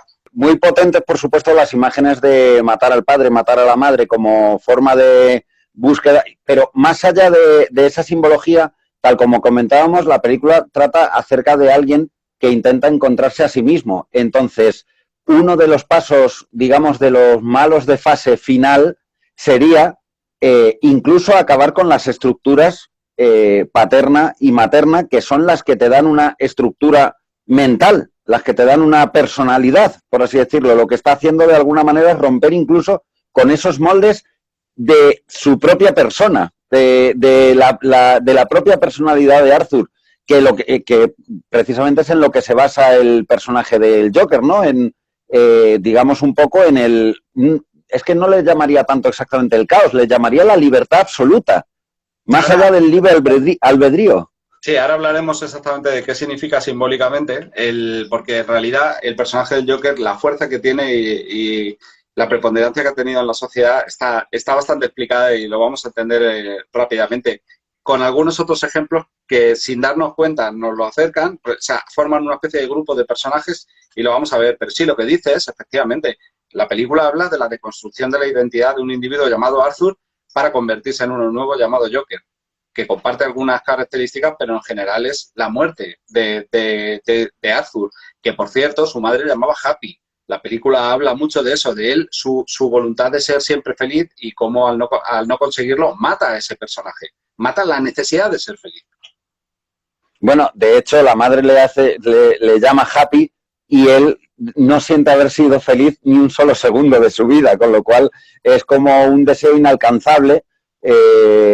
Vamos, más que un deseo, es imposible llegar a la expectativa que ha puesto sobre ti tu propia madre. Total, sobre todo porque no es tu elección en la vida. Es un San Benito que te han colgado y que no se corresponde con la realidad que tú vives. Esa resistencia entre ese objetivo de la madre, ese narcisismo del que hablábamos, esa explotación de tú tienes que ser feliz, su necesidad de decir, tengo que complacer a mi madre siendo feliz, pero yo no soy feliz porque tengo una enfermedad mental, esta sociedad es una mierda, me pegan, no sé encajar. Esa es la lucha que vemos durante la película y que tan increíblemente interpretar a Joaquín Phoenix. Ese estrés emocional, la resistencia ante quién soy yo y cómo choca con el entorno que me encuentro. Yo creo que en ese aspecto todos nos podemos sentir totalmente identificados. En algún momento nos hemos sentido todos fuera de esta sociedad, como que la sociedad nos duele y no sabemos, no nos cuesta encajar, nos cuesta entrar.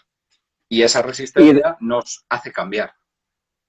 y el conflicto con los padres, creo que es probablemente el conflicto más viejo de la humanidad, con lo cual también es un poco en lo que han querido basar la personalidad de Arthur, que es una persona que se está enfrentando a la ausencia de un padre y al narcisismo de una madre. Eso es el punto de partida que tiene una persona para enfrentarse al mundo. En el caso del pobrecito Arthur, pues hombre, acaba un poquito trastornaico de la cabeza. Acaba al borde del suicidio, que es una imagen que varias veces maneja. De hecho, la película, una de las grandes tensiones y conflictos es ¿cómo voy a hacer para sobrevivir? ¿Me quito yo de en medio? Y finalmente opta por no, me quito la influencia externa de en medio, no me quito yo de en medio. Y él mismo no lo tiene claro. De hecho, hay un detalle muy sutil. Cuando mata a los 3 chicos de Wall Street en el metro, hay un momento en el que, en el shock de haber matado en defensa propia a 2 de ellos, todavía el tercero está vivo, hay un momento en el que con un gesto, que no tengo palabras para describir la maravilla y la naturalidad con la que lo hace Joaquín Phoenix, él lo primero que hace es ponerse la pistola en la cabeza y luego sigue corriendo. O sea, la idea de quitarse el de en medio está continuamente. Y es una decisión que tiene que tomar el personaje. Bueno, ahora que has mencionado a Joaquín Phoenix, creo que después de 1 hora y pico de programa, creo que va mereciendo la pena que hablemos de él. Creo que hay poco que decir, en realidad. O sea, es un poco como... pero por comentar algo, yo decir que me parece, sinceramente, una de las mejores interpretaciones que he visto nunca, si no la mejor. Sí, ya sabes que con esto de la interpretación siempre es muy complicado hacer rankings o tal, porque ¿quién es el gran actor? Para mí el gran actor es el que hace bien lo que le toca. ¿Cómo hace bien lo que le toca? Arnold Schwarzenegger puede ser un actor limitado, pero como Terminator, ¿a quién pondrías? ¿A Marlon Brando como Terminator? No, Schwarzenegger es el perfecto. Partiendo de esa base, o sea, el trabajo que hace Joaquín Phoenix me parece insondable. Es de las pocas veces que me he encontrado un trabajo que a golpe de ver la película, ya la he visto 6 o 7 veces, sigo encontrando miles de matices, miles de detalles, miles de cosas que me llevan, que me hacen sentir cosas. Es una cosa muy extraña. Yo soy actor desde hace muchos años, tú sé que también haces cosas de interpretación. Desde cierto punto de vista haces improvisación. Es lo mismo.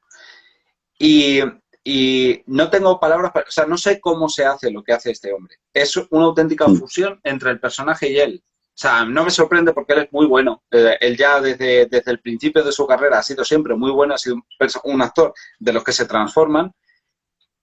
Pero es que en esta película no solo veo a un actor concentrado, veo a un tipo que está muy libre y a un tipo que está poniendo toda la carne en el asador de quién es él como persona, no solo como actor. Curiosamente, cuando vi los making of y cuando lees más sobre la película, te das cuenta de que abordaron el rodaje de la película, él y Todd Phillips, como un proceso desde el principio totalmente pretendido orgánico. Es decir, no había nada escrito en piedra con respecto a cómo se iban a ejecutar las cosas a nivel de interpretación.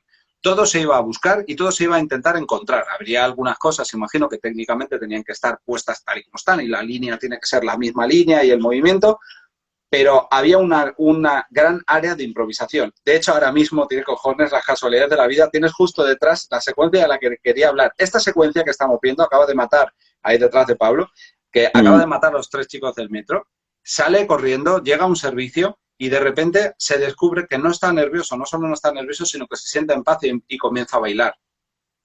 ¿Vale? Esto no venía escrito en el guión, lo encontraron en el rodaje. No sabían cómo iban a enfatizar el hecho de que él ha descubierto algo que le llena de paz y atendiendo a la naturaleza de lo que decías tú ayer, de que el personaje está descrito y diseñado desde el hecho de que tiene música por dentro, lo que le brota es música. De repente, en ese momento le brota paz y comienza a bailar. Entonces se puso a bailar, por cierto, le pasaron para la música que estaba bailando, es la de la banda sonora. La chica que hizo la banda sonora le pasó un tema a Todd Phillips y Todd Phillips se lo puso a Joaquín Phoenix y Joaquín Phoenix improvisó ese baile con la banda sonora que obviamente todavía no estaba terminada. Cómo fueron evolucionando a medida que iban haciendo la película con el personaje, es que es doblemente complicado porque una película no se rueda cronológicamente. Es decir, que muchas de las cosas que podemos ver al principio de la película están rodadas al final del rodaje y otras del final están rodadas en los primeros días, lo cual hace aún más complicado esa organicidad que comentas, que quisieron que el personaje no estuviera creado desde un principio, sino que a medida que iban rodando, no sé si fueron 40 días de rodaje aproximadamente, a medida que iban rodando, el personaje iba evolucionando también y eso lo fueron implementando. Eso, vamos, me parece sobrehumano porque desde luego la sensación que da en todo momento es de un personaje compacto, concentrado y estable, en el sentido de que no parece que Joaquín Phoenix pierda el hilo en ningún momento. Y además comentas que efectivamente un actor, su trabajo consiste en hacer lo que le piden, sea más complicado, sea menos complicado, sea más limitado o sea menos limitado. Pero lo que se le pide a este señor en este momento es que, claro, no se puede comparar con la mayoría de personajes que se suelen interpretar. Esto va mucho más allá, empezando por lo que tanto se ha hablado de la risa, que, o sea, yo mismo me he querido estar delante del espejo durante muchos minutos riéndome de la manera en la que o sea, y a lo que te lleva realmente es a algo más que a la interpretación, es a convertirte en ese personaje, en sentir que la risa te duele, que no puedes evitarla. Totalmente, está basada en un trastorno real que está producido por un golpe en una zona del cerebro que lo que hace es como que confunde las señales y el estrés emocional, y no la risa, no la sensación de humor, sino el estrés emocional hace que lo que te salga sea una carcajada que además fuerza mucho la garganta y que es bastante angustioso, sobre todo eso porque socialmente está poco aceptado. Y sobre todo si la intentas evitar. Sobre todo si la intentas evitar, que es uno de los grandes símbolos utilizados en el guión y en la interpretación de la película, que es como su auténtico yo, que es uno que se ríe cuando se ríe, da igual las razones, sino cuando siente estrés, cuando lo que sea, pero cuando se ríe, no está socialmente aceptado y entonces recibe la reacción negativa del entorno. Lo vemos sobre todo en la secuencia con la madre al principio, aunque luego en el metro también le meten problemas, porque al sentir estrés y ponerse a reírse, atrae la atención de los tres chavales de Wall Street que empiezan a abusar de él y a pegarle. Salvando a la chica, por cierto. Es que la película tiene tantas capas que resulta un poco complicado hablar de ella en completo, porque esa secuencia habla del nacimiento de él como héroe también, pero lo hace sin querer, porque atrae la atención de los malos con su risa. Y la forma que lo hace Joaquín Phoenix es increíble. De hecho, incluso la risa también tiene su evolución, es como su pequeño personaje, lo hemos hablado tú y yo muchas veces. Empieza como algo forzado, algo terrible para él, que lleva como una lacra y evoluciona como algo que se libera también. Tiene momentos en la película en los cuales él se ríe libremente, cuando le llama el jefe a filas y hacen un chiste acerca del compañero enano que tienen, que dice, ¿vosotros le llamáis golf o minigolf? Él en ese chiste le hace gracia y sale de la oficina riéndose y con una risa totalmente libre. Lo que pasa es que la manera curiosa que tiene es cómo cierra esa risa. No, es que discrepo. Yo pensaba lo mismo que tú. Justo una de las cosas que he descubierto viendo la película ayer, lo entendí. No se ríe libremente. Siente un estrés grande porque él se siente identificado con el enano. Lo que le pasa es que le explota la risa porque le produce una violencia tremenda el hecho de que se estén riendo de él. Y por eso cuando sale de la oficina, él se marcha para quitarse de en medio. Cuando sale de la oficina, la risa se le cae y se queda la cara que tiene dentro, que es, esto no me ha gustado. Y aparte, ayuda, la prueba de que lo que te digo es así, me vas a entender perfectamente. Sí, es que luego quiere salvar al enano de matarle. No solo quiere salvarle, sino que además eso está utilizado para antagonizar a Randall, que es el compañero que le vende la pistola. Él cree que le ha engañado y que por culpa de él le despiden y finalmente le mata. Entonces, eso sirve también en el guión como forma de antagonizarlo. Entonces, claro, cuando lo vi dije, coño, claro, ya ahora lo entiendo. No, le produce incomodidad que se rían del enano, él explota de risa porque es su manera de exteriorizar la angustia y cuando sale se le cae, se le va completamente. Dice, bueno, esto no y lo entiende y dices, ostras, qué difícil, hay que decodificar a este personaje para entenderlo, pero vamos. Has comentado acerca de la música. Quería hablar acerca de la banda sonora que está escrita está compuesta por Hildur Guðnadóttir, que es la compositora también de la serie Chernobyl, que también tiene una banda sonora muy curiosa y muy interesante. Date cuenta de la fuerza que debe tener el guión de esta película, que la compositora empezó a componer la banda sonora solo leyendo el guión, sin haber empezado el rodaje. Generalmente las películas se suele componer una vez que tienes un montaje previo y con la mezcla entre montaje, fotografía, guión, interpretación, etcétera, uno organiza un poco la banda sonora y hace los crescendos, que vaya más fuerte, más lento, más épico. La chica ya empezó a componer con el guión en la mano, lo cual te habla de la fuerza que tenían esas palabras escritas por Todd Phillips y Scott Silver, que consiguieron transmitir a una música para poder empezar a componer. Es algo que me parece increíble. Oscar directo, además, no me extraña, porque además la elección de banda sonora es muy especial. Se nota que sale de un momento creativo inspirado por el guión porque es una banda sonora bastante inesperada. Son temas que no recuerdan a priori a nada más. Si pudiera decir a qué me recuerda, fíjate, y esto no es por añadidura, sino porque realmente utilizan una mentalidad similar, es a los temas que Hans Zimmer compuso para el Joker en El Caballero Oscuro, que son temas muy extraños, muy cacofónicos, utilizando muchas cuerdas tensas para intentar expresar el estado emocional de Arthur por dentro. En este caso también además la depresión. Son temas muy bajunos y muy intensos para intentar enfatizar pues, su caminar por la vida.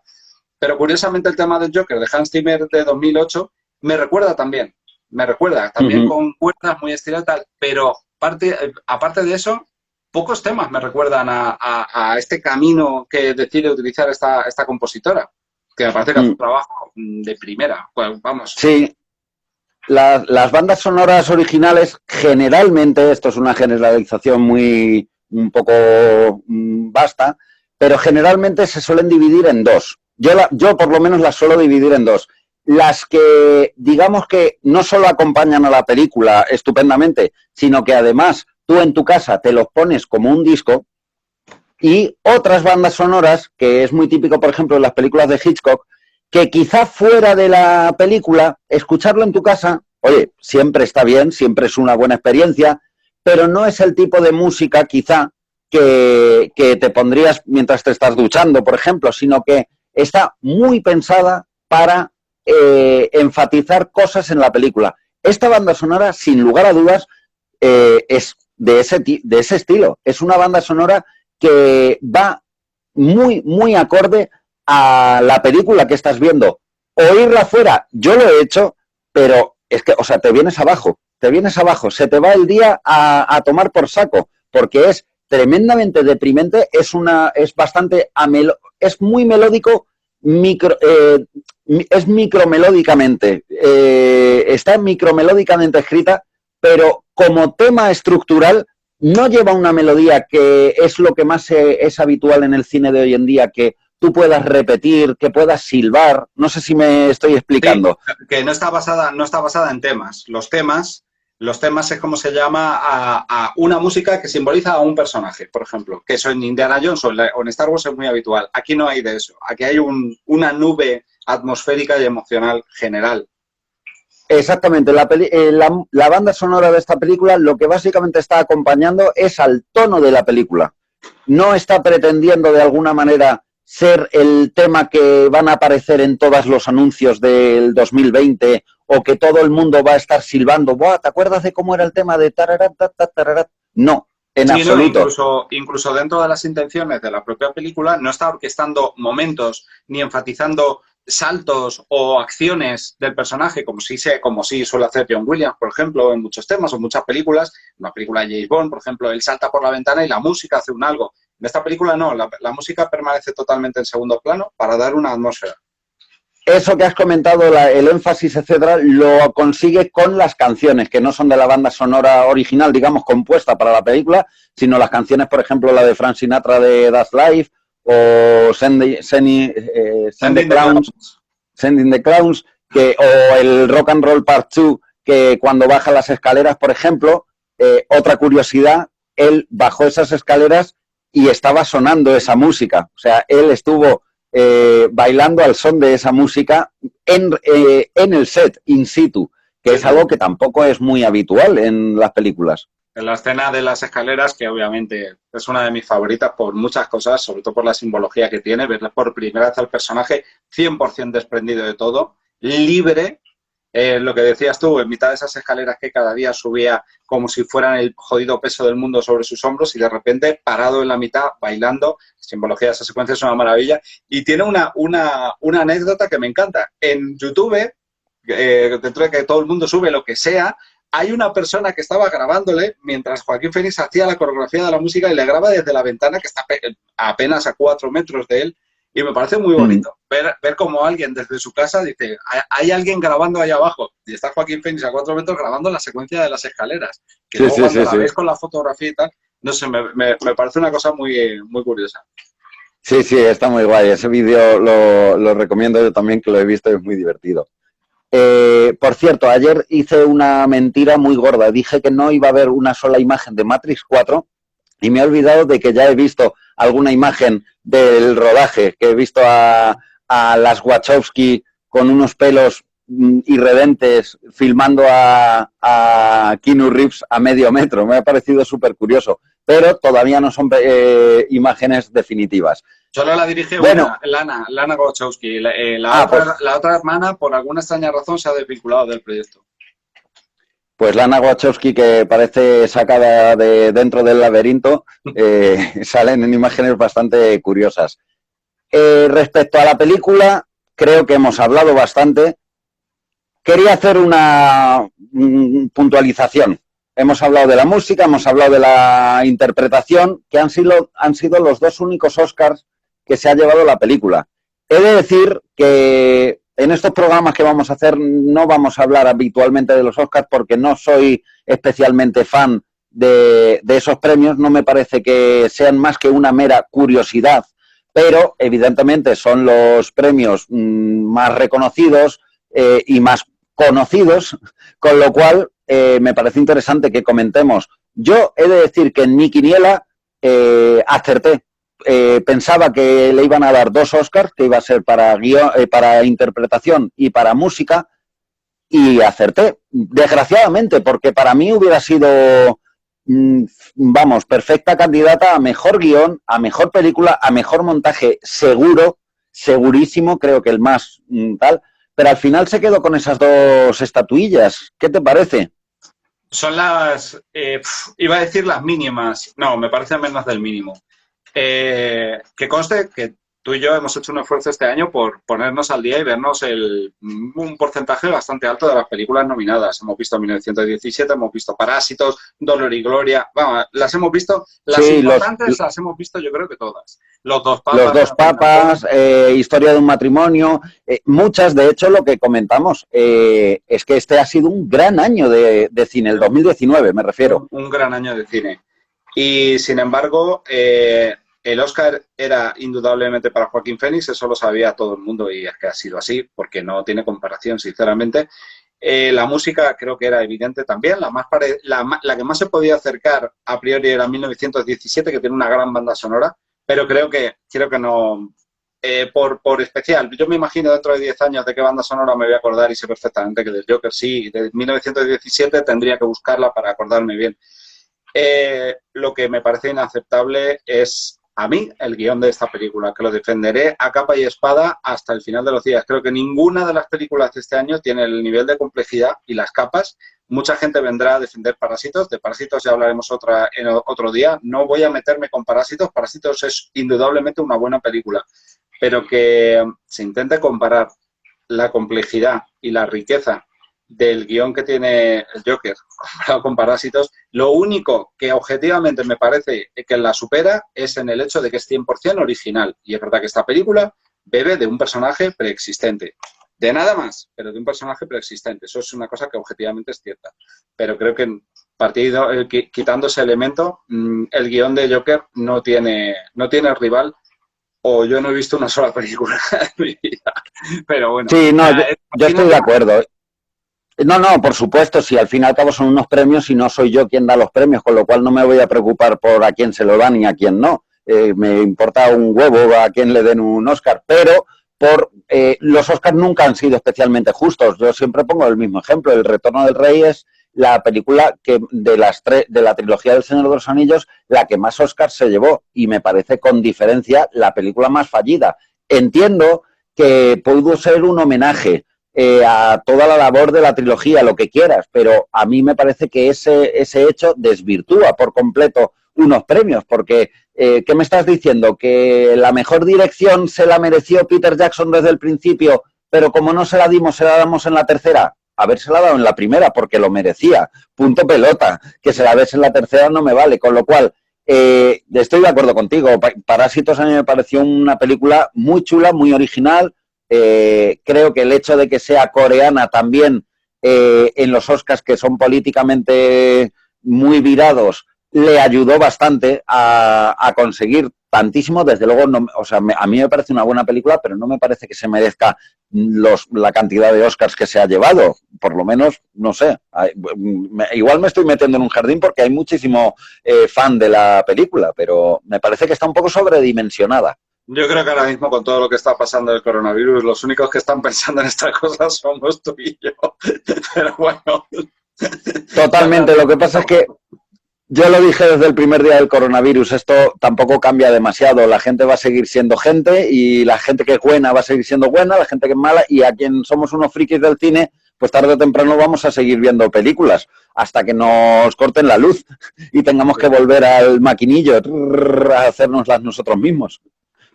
Con respecto a la sociedad y lo que has dicho antes de la corrección política que asola Estados Unidos, es imposible hablar del Joker sin hablar de eso. Estados Unidos es un país que ahora mismo está polarizado 3 veces más de lo que ya está España, que fíjate si lo está, sobre todo con respecto pues a las orientaciones políticas y a las formas de ver aspectos como la libertad de expresión o la comedia, sin ir más lejos.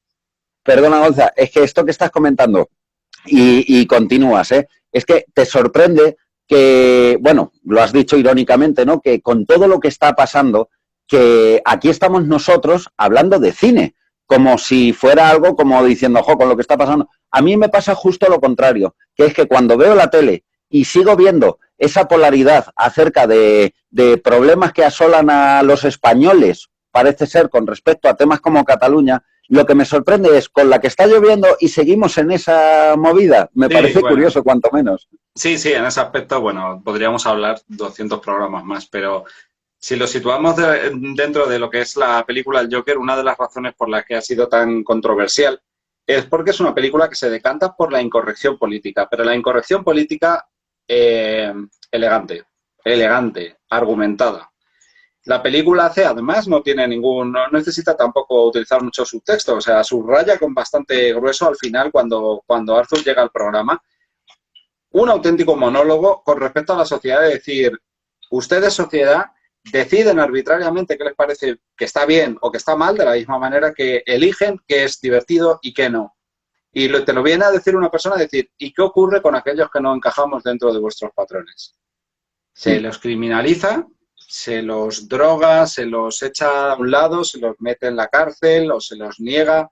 Esta película lo que ocurre es que es un alegato que saca muchos colores de la sociedad, la dictadura de la sociedad, que no permite ningún tipo de color. Tienes que estar polarizado en blanco o negro y punto. No se puede disentir y no se puede ser equidistante de ninguna de las grandes corrientes de pensamiento, o vas a ser directamente señalado como progre o como fascista o como transgresor o como terrorista, y que la sociedad cada vez admite menos colores.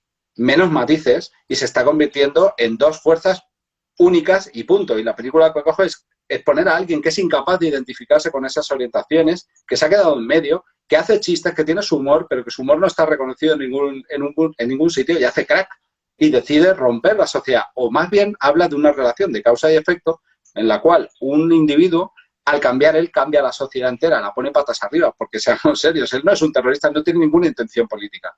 Arthur, a medida que va cambiando, la sociedad cambia a su alrededor casi por inercia. Así es que eso está genialmente escrito en la película. Todos los elementos que hay en la película que te ayudan a ver cómo el cambio de Arthur sencillamente genera cambios en la sociedad, lo cual es una frase, una reflexión que es muy antigua, que es, si quieres cambiar el mundo en el que vives, no cambies el mundo en el que vives, cambia tú. Si cambias tú, cambia el mundo en el que vives. Esa parece ser la filosofía que hay por detrás del guión de esta película. Cuando Arthur decide enfrentarse a su propia identidad, a su vida y hacer un cambio, la sociedad no puede permanecer igual, cambia sola, de repente monta un auténtico movimiento social sin pretenderlo. Y además se lo pregunta a Robert De Niro, oye, tú que vas vestido de payaso, tú eres el que ha organizado todo este caos que hay aquí, que está todo lleno de gente vestida de payaso con antorchas que la están montando, y dice, yo no soy político, yo no he hecho nada, y es verdad, él no ha hecho absolutamente nada, lo único que ha hecho ha sido cambiar. No solo niega haberlo montado, sino que además niega estar vistiéndose así para apoyar una manifestación. Es que él en ningún momento, de hecho, comentas que la película es políticamente incorrecta, yo diría que va más allá. El Joker, tanto el personaje como la película, no es una película inmoral. Creo que va más allá. Creo que es algo, si se pudiera definir con una palabra, sería amoral. O sea, quitarse la política como un elemento, no hacer lo contrario a lo que la política dictaminante está estableciendo, sino quitársela de en medio. Yo, por ejemplo, entre mis conocidos, creo que hay un 50% de personas que piensan que soy un facha y un 50% de personas que piensan que soy un rojete. Lo cual me encanta porque, bueno, pues a mí que me metan, que me encasillen donde quieran. Si es que no necesito un encasillamiento. Y es precisamente lo que le pasa al Joker. Quizá por eso me interesa tanto esta película y me sienta tan identificado. Porque él no necesita encasillarse más allá de en su propia piel. Totalmente. Habla de un personaje heroico en ese aspecto, de que el tío, desde luego, si algo no es una oveja gregaria. Él intenta encontrar su propia forma original. Y entonces, desde ese punto de vista, lo sitúa como un personaje mucho más heroico en esta sociedad de lo que somos nosotros, que necesitamos sentirnos identificados con un grupito para saber quiénes somos y, sobre todo, para saber a quién odiamos. Él no necesita nada de eso, lo único que quiere es ser feliz, ser honesto, ser quien sea que es. Y en este caso la película va más allá y propone una cosa que yo entiendo que a mucha gente se le va las manos a la cabeza. Él encuentra su verdad defendiéndose a sí mismo, en determinado momento matando a estos tres cabrones de Wall Street que le están pegando de muchas maneras distintas. Algunas menos sofisticadas que otras, pero desde luego lo que no hace ya es cuestionarse a sí mismo. ¿Por qué? Lo dice al final claramente. Dice, ¿por qué haces todo esto? Le dice Robert De Niro y él lo dice, y ya no tengo nada más que perder, no tengo nada que perder. Claro. Un tío cuando ya tiene una pistola aquí puesta, como hace la película varias veces, con el drama que tiene que ver, además también con el reflejo que da la sociedad. Recordemos una cosa, en esta sociedad la primera causa de muerte es el suicidio. La primera, ni la gripe, ni los accidentes cardiovasculares, ni nada, el suicidio. Y te pone un personaje cuando llega al límite de no tener nada más que perder. En ese momento alguien se vuelve libre. Y el que es libre, realmente libre, es tremendamente peligroso en el sentido de transformante. Y claro, con esto... Sí. Sí. Nada, no, comenta. Nada, con esto quería comentarte, que no sé, no te lo he podido decir, que si querías que viéramos por qué este personaje tiene tanta fuerza, podemos explicarlo rápidamente, porque creo que la razón de lo que te voy a exponer daría para un programa más completo donde hablemos de muchos más tipos de personajes, pero el Joker fundamentalmente entra dentro de una de las cosas llamadas arquetipos que exploró Carl Jung. ¿Qué son los arquetipos? Los arquetipos son formas de interpretar la realidad que hemos tenido los seres humanos y que hemos ido heredando desde tiempos ancestrales, maneras que tenemos de filtrar en forma de tipos de personajes. Son tipos de personajes que están en nuestro consciente, el nuestro subconsciente y el consciente colectivo. Entonces son cosas que sentimos de forma muy íntima y reaccionamos con mucha fuerza a ellas, aunque no sepamos por qué. A esto reacciona igual una señora que a lo mejor no va al cine al verlo, que nosotros que a lo mejor sí sabemos por qué.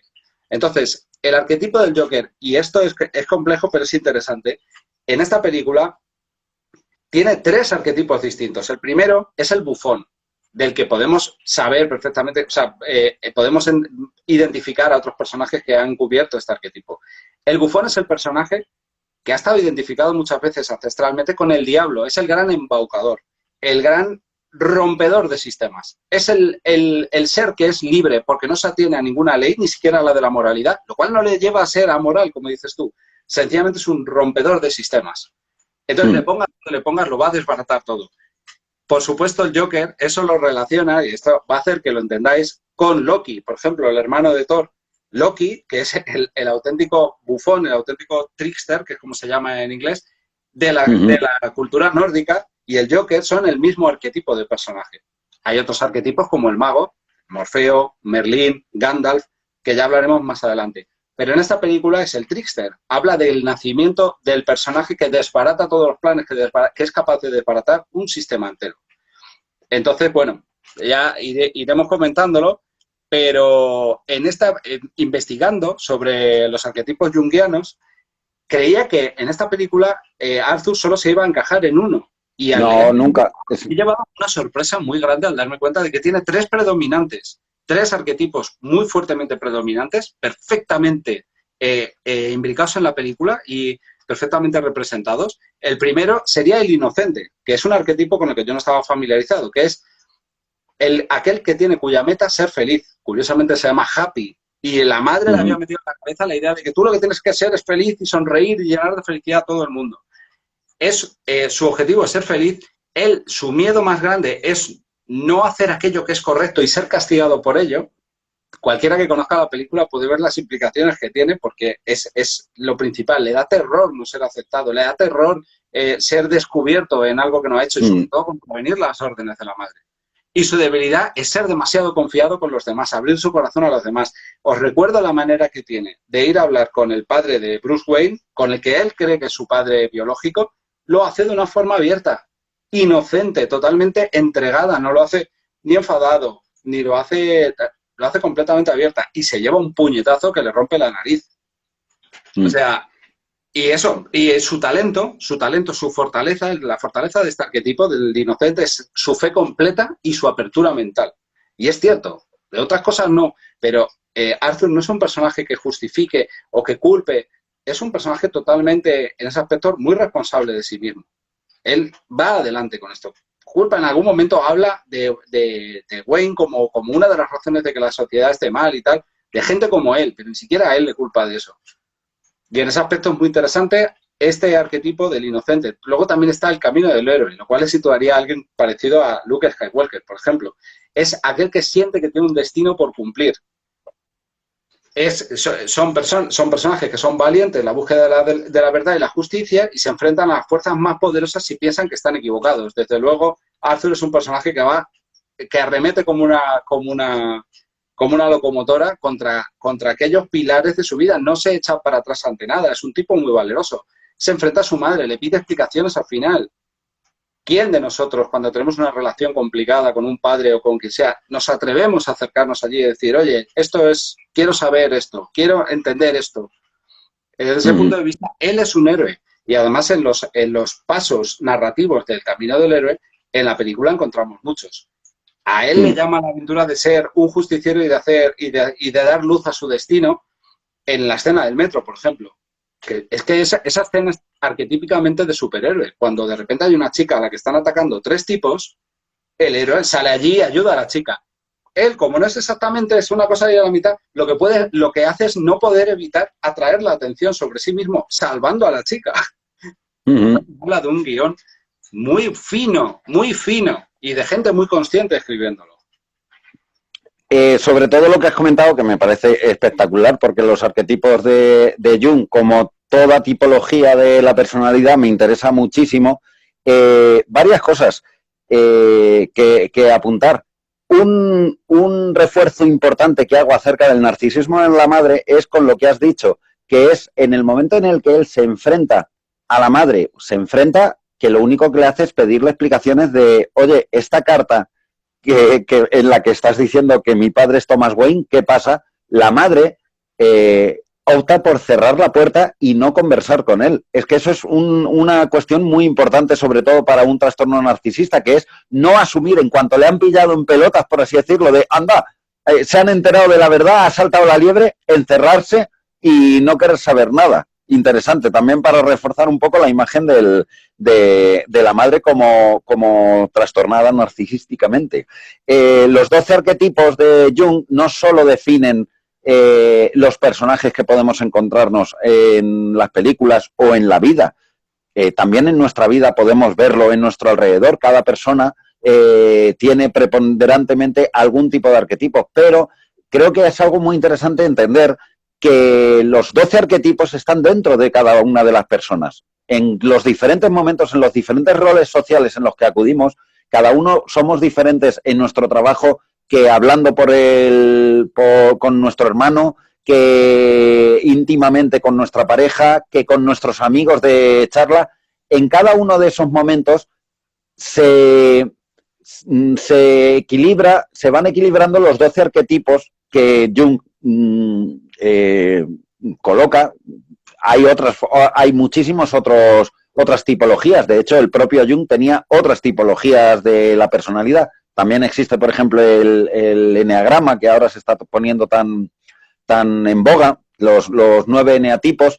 No están hablando de que cada persona es un eneatipo o cada persona es un arquetipo de Jung, sino que dentro de nosotros están los 12 y prepondera alguno y, sobre todo, en determinada situación. Esto es importante recalcarlo porque no es que el Joker o Arthur Fleck sea el trickster, el inocente y el héroe, sino que están dentro de él todas, pero en la película lo que más nos muestran es hacer acuciante estos 3 elementos, que desde luego los que has señalado me han parecido estupendos. Y por terminar, el que más, evidentemente, el más acuciante es el del bufón, también llamado, bueno, en inglés Joker o trickster. Y dices que se ha relacionado siempre con el diablo. Y lo engarzo con justamente lo que he dicho. No, el personaje del Joker no es un personaje inmoral, sino más bien diría amoral, es decir, sin juicio. Y de toda la vida, en la balanza entre el juicio y el no juicio están Dios y el diablo. Es decir, Dios es quien reparte justicia, quien establece el juicio, y el árbol de la ciencia, por ejemplo, es lo que representa la razón, y el pecado capital es lo que representa la libre elección, que es lo que le ocurrió a Eva. Eva, en el momento en el que cogió la manzana, lo que hizo fue salirse del juicio, por así decirlo. Y con ello comenzar pues el pecado original con el cual estamos todos condenados, que es el tener, digamos, juicios, vivir con juicios continuos.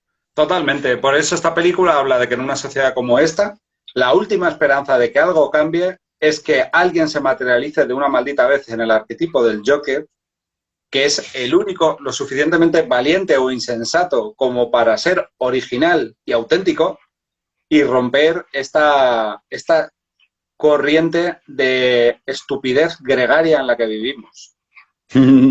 Psicópata.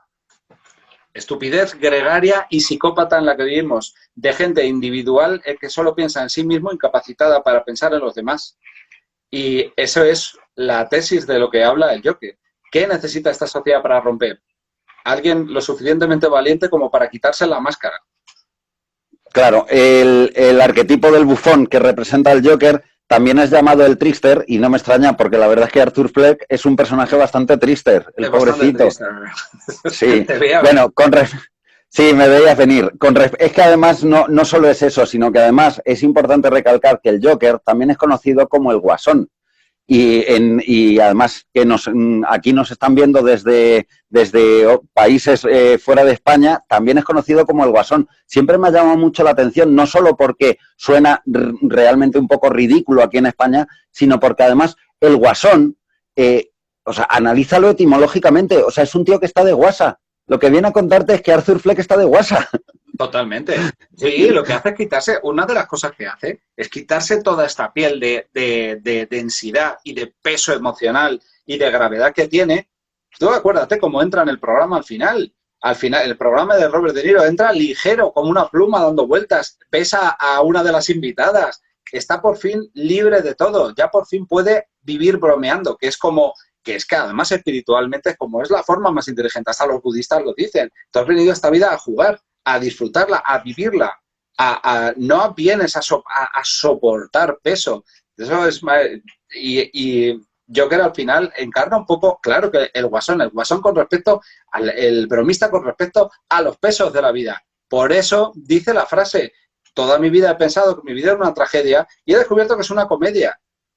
Decido que mi vida es una comedia y vivo con ello de forma ligera. Y me muevo creativamente a ver hasta dónde me lleva de esa manera. Eso es esta película. Completamente.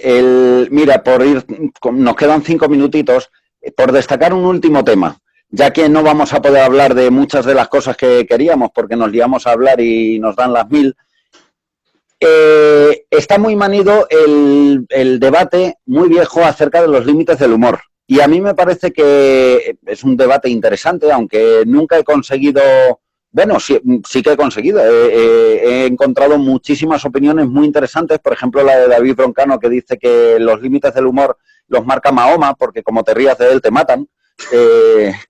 Curioso. Creo que esta película...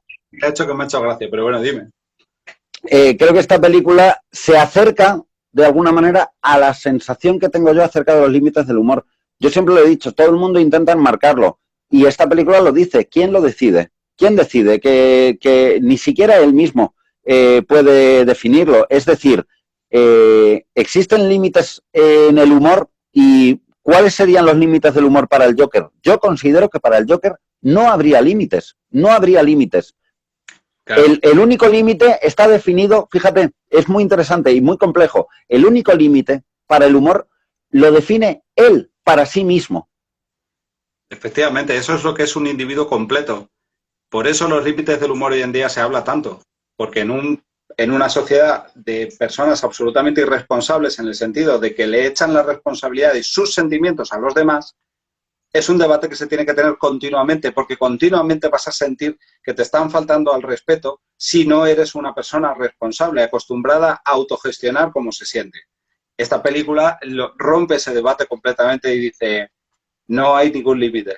No hay ningún límite. El límite está en la responsabilidad de los individuos de una sociedad. Si no hay responsabilidad ninguna, los límites están todo el rato, todo el maldito rato. Porque todo lo que yo diga te puede ofender a ti. Si hablo de que me hace gracia que lleves gafas, ofendo al colectivo de la gente que lleva gafas. ¿De qué está hablando? De seres que necesitan que los límites se impongan fuera para salvaguardar sus sentimientos. ¿No será más bien que tienes que crecer tú, fortalecerte, darte cuenta de que el mundo nunca va a ser como tú quieras? Y que te autogestiones tú, tu propio equilibrio emocional como puedas. Es decir, lo que viene a decir es que si te ofende un chiste, lo que te está ofendiendo no es el chiste. Te estás ofendiendo tú a ti mismo al no respetarte, creyendo que un chiste es capaz de ofenderte. Sí, y el calado de eso nos llevaría a plantearnos el tipo de sociedad en general que tenemos. Entonces es mucho mejor tener 2.000 millones de debates y peleas en Internet y en el periódico acerca de esta, dicho esto, en Twitter, tal, no sé qué, porque si nos vamos a donde realmente las cosas se dirimen, donde realmente está la chicha, nos iríamos a la educación, que es a donde nadie, absolutamente nadie quiere irse. Es interesante porque entonces, de alguna manera, el humor está implicado absolutamente con la identificación. Es decir, solo te puede ofender algo que se están metiendo con algo con lo que tú te identificas. Si tú te identificas como murciano y hacen un chiste que te parece que faltan al respeto a los murcianos, estarás ofendido, evidentemente. Sin embargo, tú puedes ser murciano y no sentirte identificado con eso. Y estoy poniendo un ejemplo muy simple. Imagínate que vamos a chistes acerca de violaciones, de pedrastia, de entierros, de gente muerta, de terrorismo, de muchísimas cosas. Solo se puede ofender a alguien que siente una identificación con respecto al objeto del que se están riendo. Con lo cual, el problema no está en el humor, el problema está en tu identificación. Sobre todo que si quieres establecer un límite, ¿dónde lo terminas? ¿En qué momento? ¿En qué momento lo terminas? ¿En qué momento no me puede ofender una mesa si yo tuve un accidente con ella hace 5 años, mi hijo murió porque se pegó un golpe en la mesa? O sea, quiero decir, no hay límite ninguno, el límite está dentro. Quedan 20 segundos, absolutamente de acuerdo, no debería haber límites y esa es la manera. Vamos a despedirnos, quedan 10 segunditos, muchísimas gracias, esto ha sido todo respecto al Joker.